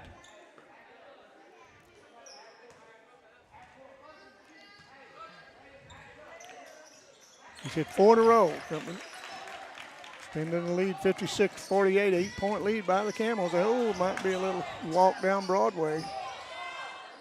Shot up, no good, and rebound up, got it, and they'll go to the line to shoot a pair.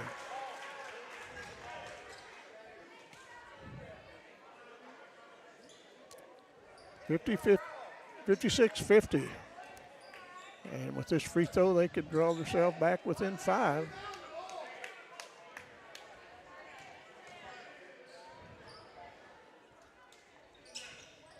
And they do. 28.5 seconds. And here goes Kellum the other way, and he's going to be held by one of the Tigers. Looks like that's going to be on Drew Stans. Drew Stans, his 5th for the night. That'd be all for him tonight. He's played a really good game. He's really hustled.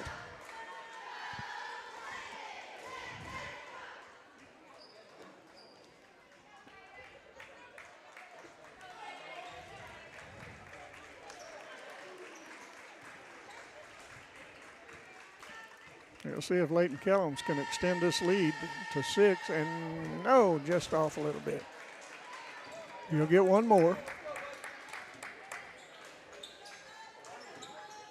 26.5 seconds to go in the contest. Leighton shot up, got it.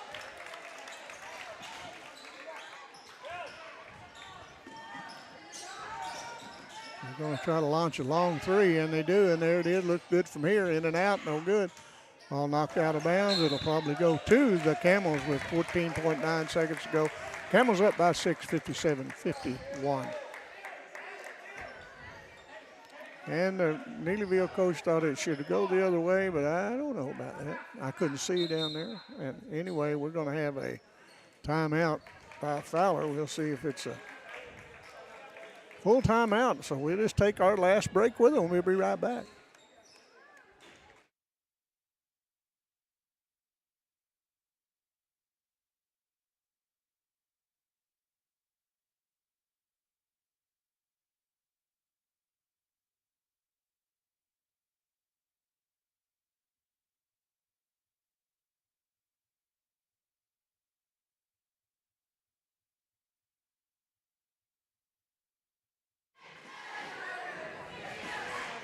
Hunter, stranger things have happened, but I don't see, if they could steal and hit a couple threes, we'd be tied up, Yes. and that could happen, but I don't think Coach Fowler's defense is going to allow that, but we'll see. You got to give Neelyville credit. They battle.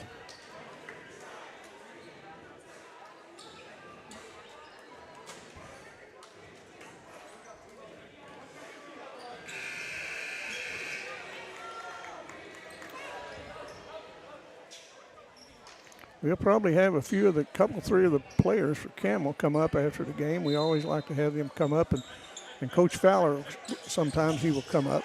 There's a pass down to Mayberry. Mayberry takes it up, lays it off the glass, thought him out, and he just didn't break away enough. But he extends the lead to 8. Three-pointer up, no good, and that's the ball game, 59-51. The Camels come away with a victory here at Campbell. They've won over Neelyville twice already this young season. Yes, they have. But we'll see how it goes, and we'll get some of these players, and hey, Hunter, get around, get that camera turned over here, and we'll see what's going on. We'll go over if you got them figured out yet. We'll wait a little bit, and we'll go over the final stats of the game. It was a good win. Good win for the Camels.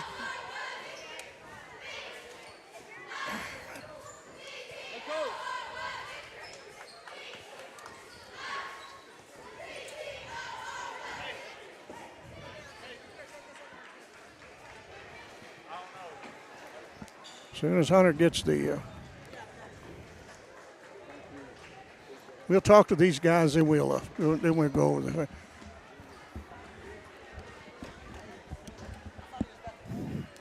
Leighton, you guys fought hard and come away with another victory. Beat this bunch in the last 10 days. You beat them twice. Way to hustle. Proud of you guys. Sir. So you ready for Friday night homecoming? Now, you got your mind on the ball game Friday night. You know how coaches don't like homecomings. You know that, don't you? Mm-hmm. You can ask Steve Fowler. He don't like them. Any coach does.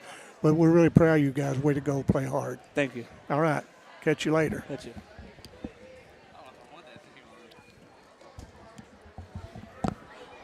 All right, Jensen, good game, my friend. Thank you, sir. Tell you what, Neelyville wouldn't give up, would they? No, sir. Just keep fighting, and they gave us a battle the other night, and they gave us another battle tonight, but we came out on top both games. Yes, sir. They are a very solid team. You done a good job. Thank you, sir. Hang in there and keep battling them boards. I like to see you and Mayberry both in there at the same time. Well, you guys could take up a lot of space and do a lot of rebounding. Yes, sir. All right. Well, listen, thanks for coming up. Thank you. Certainly appreciate you. You're welcome.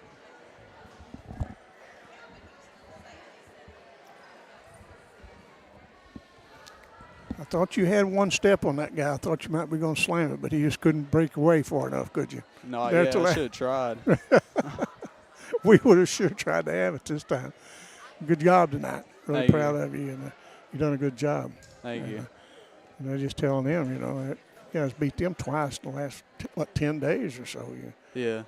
Neelyville got a nice team. Yeah, they're no slouch. They're pretty good. No, they're a team you don't want to overlook by no means. Yeah. But thanks for coming up, and we'll see you Friday night, homecoming. See you Friday. All right, buddy. Thank you very much.